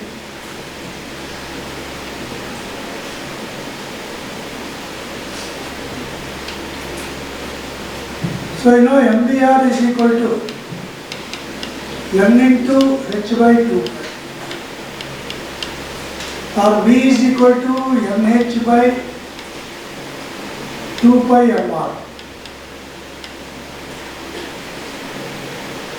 Distance is equal to 2 pi r, perimeter of the orbit. You know velocity is equal to distance by time. We want time, distance by velocity. Distance is 2 pi r by velocity is equal to nh by 2 pi mr.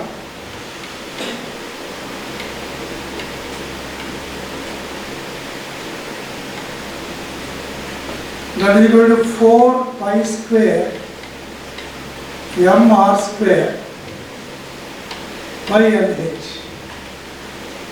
This is the answer.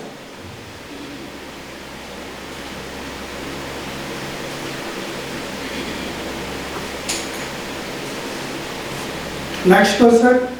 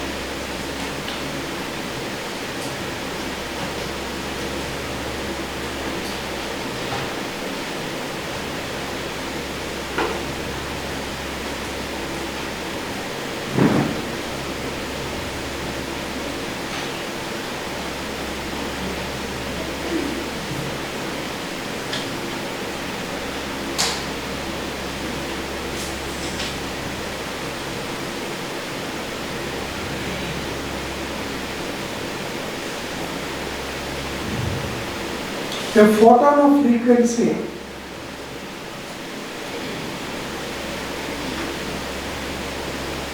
a photon of frequency 7.5 into 10 power 14. 7.5 into 10 power 14 hertz Hz strikes a metal surface.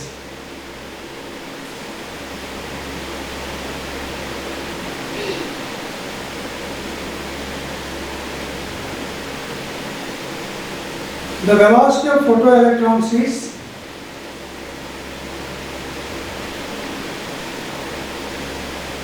the velocity of the photoelectrons is 5.85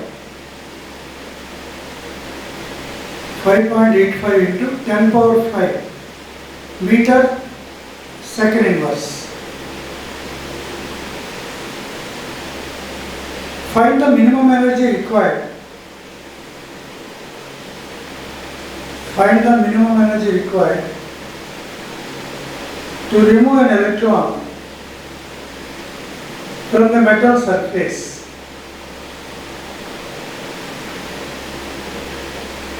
Within brackets,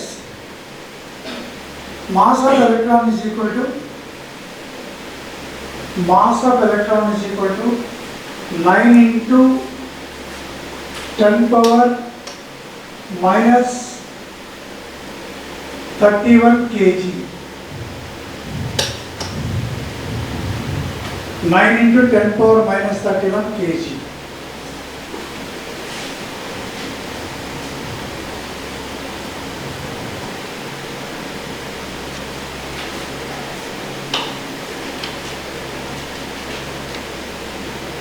So h nu is equal to h nu naught plus half mv square.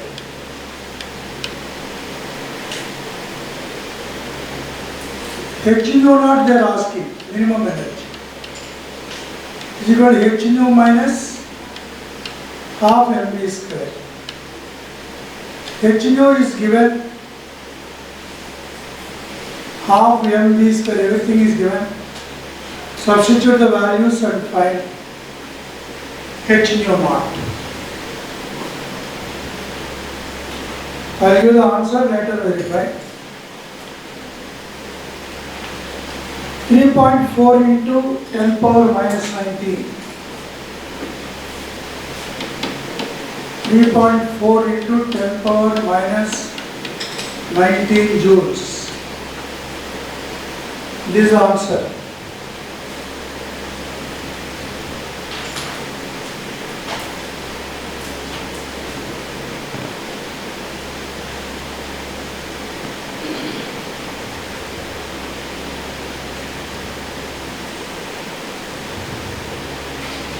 For silver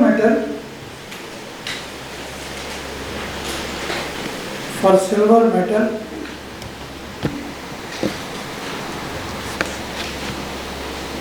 nu naught mu naught is equal to 1.13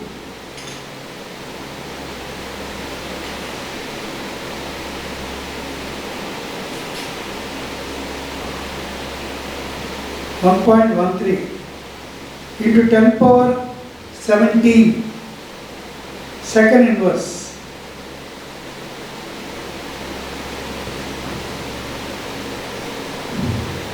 What is the maximum energy of photoelectrons?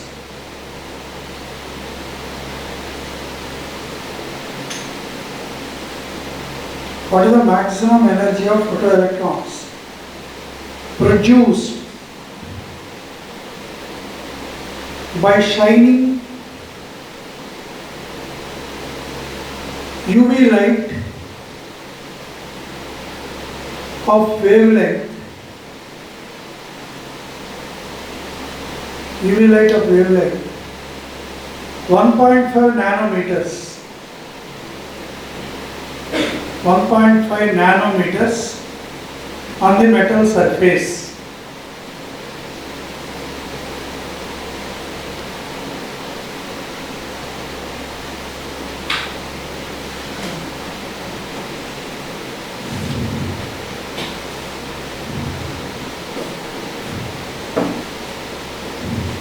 I think now they are asking this part. Half mv square kinetic energy.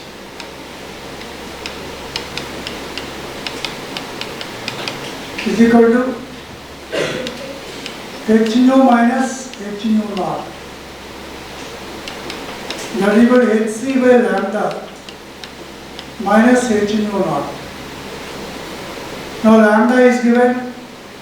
C you know, H you know, H you know, nu naught is also given. All the ticked ones are given.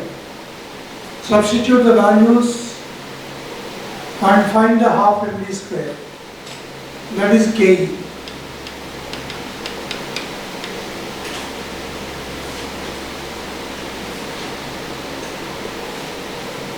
And the answer you should get is 5.742.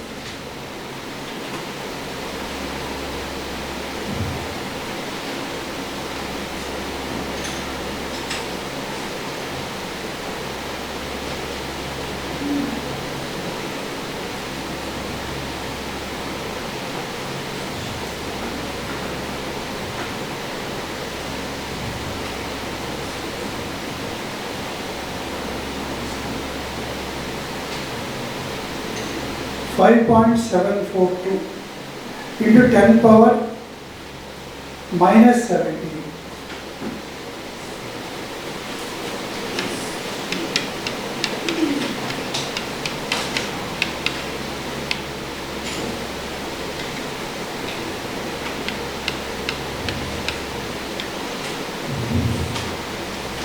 This is the answer.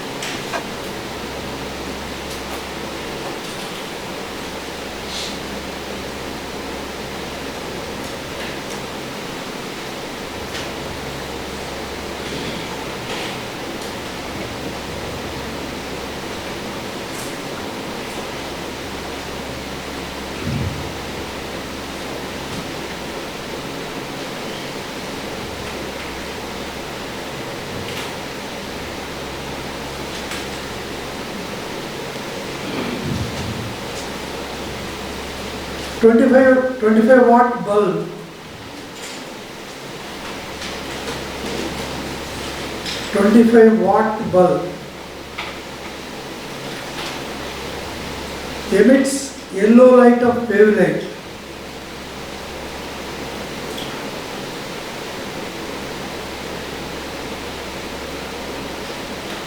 yellow light of wavelength 0.57 micrometer.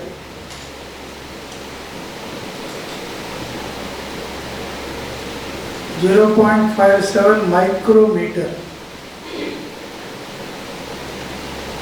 The rate of emission of quanta per second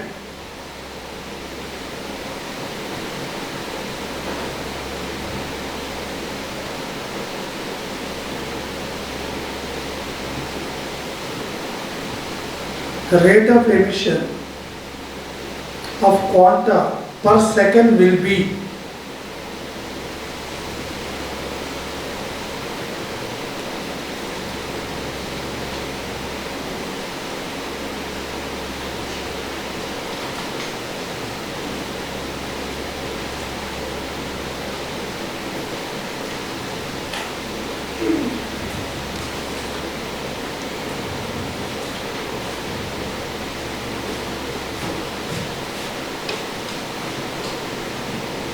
so E is equal to NH, no? Or E is equal to NHC by lambda. N is equal to E lambda by HC. E is given as 25 watt means 25 joule per second. The lambda is how much? 57 into 10 power minus 6 micrometer by Planck's constant minus 34 3 into 10 power 8 meter per second. If you substitute all those,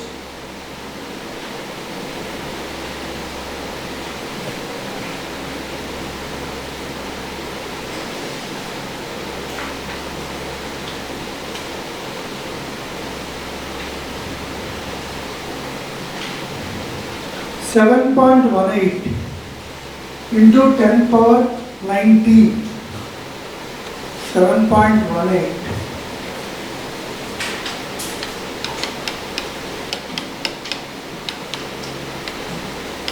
Second inverse.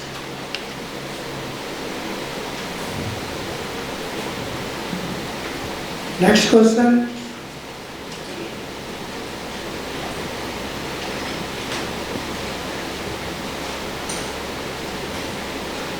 Binding energy of a single electron. Binding energy of a single electron in a metal is 180 joules.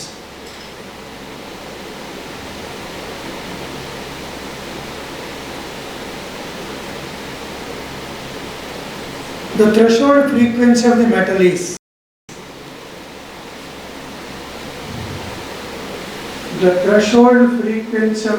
is so W is equal to H nu naught. So nu naught is equal to W by H. W is given, H is no, you know. You can calculate the threshold frequency. You will get 27.16 into 10 power 34. 27.16 into 10 power 34 second inverse.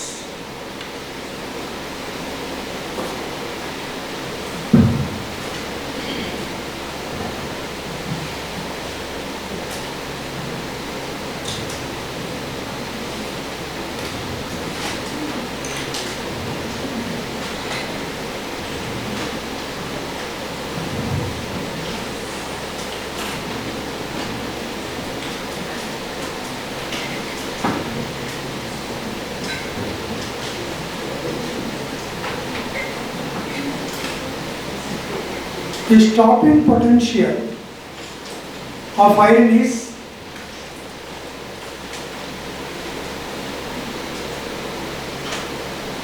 the stopping potential of iron is 0.18 electron volts. The stopping potential of iron is 0.18 electron volts. If lambda of 150 nanometers,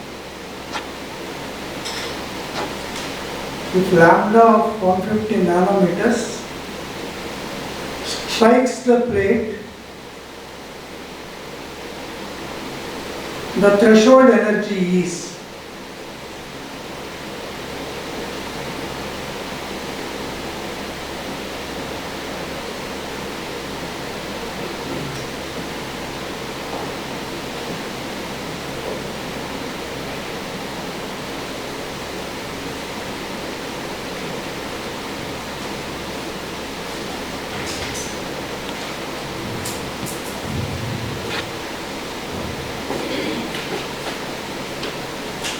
so H nu is equal to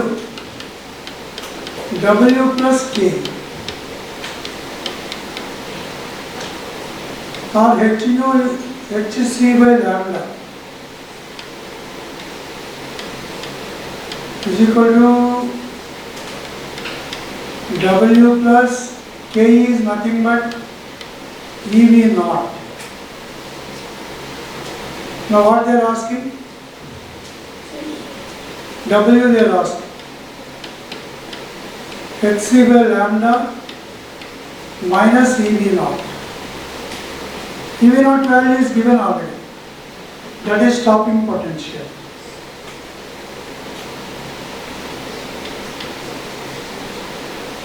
So H is 6.626 to 10 power minus 34, 3 into 10 power 8. By what is lambda? 1 point into 10 power minus 9 meters minus what is EV naught? 0.18. What are the units? Means you have to convert into joules. What is the conversion factor for electron volt to joules? Yes. Use that value.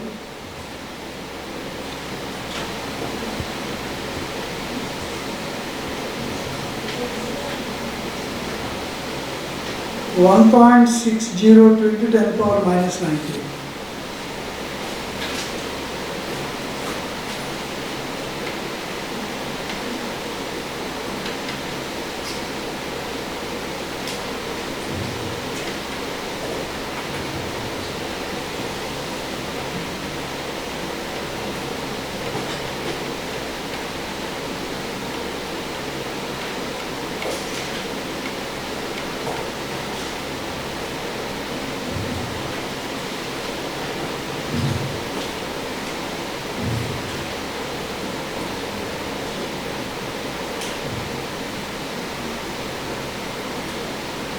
This you will get the answer 8.07 electron volts.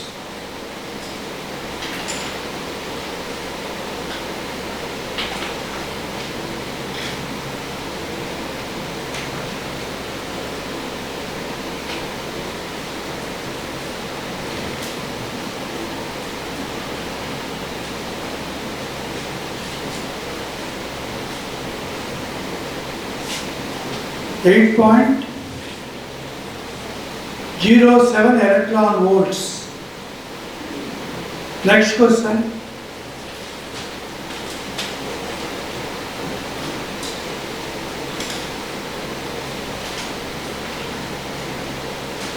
Photons of energy 6 electron volts.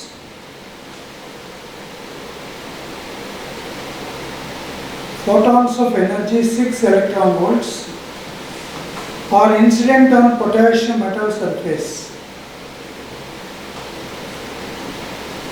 Are incident on potassium metal surface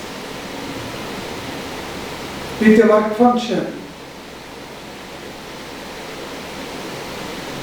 with a work function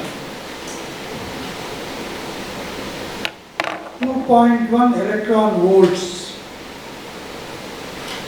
2.1 electron volts. The stopping potential is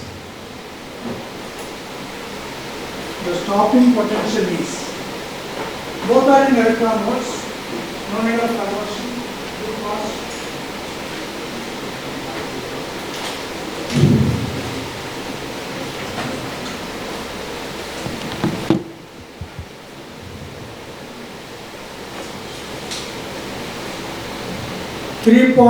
-3.9 electron volts. You got the same answer?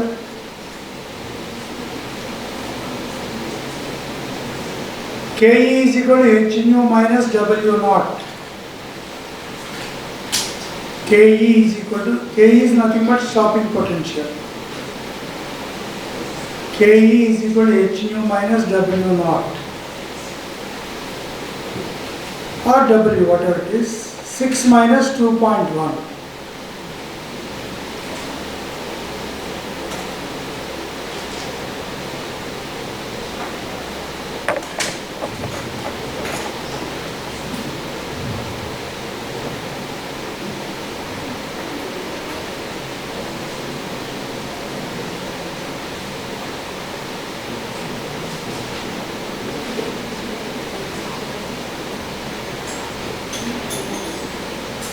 Next question.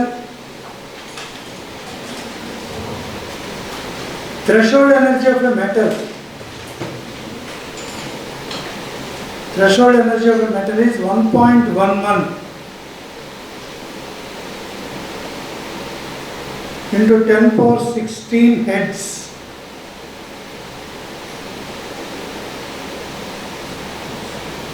Threshold frequency of a metal is 1.11 into 10 power 16 heads.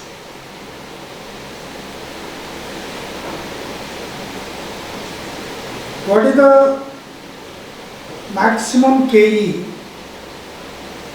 of the photoelectrons produced?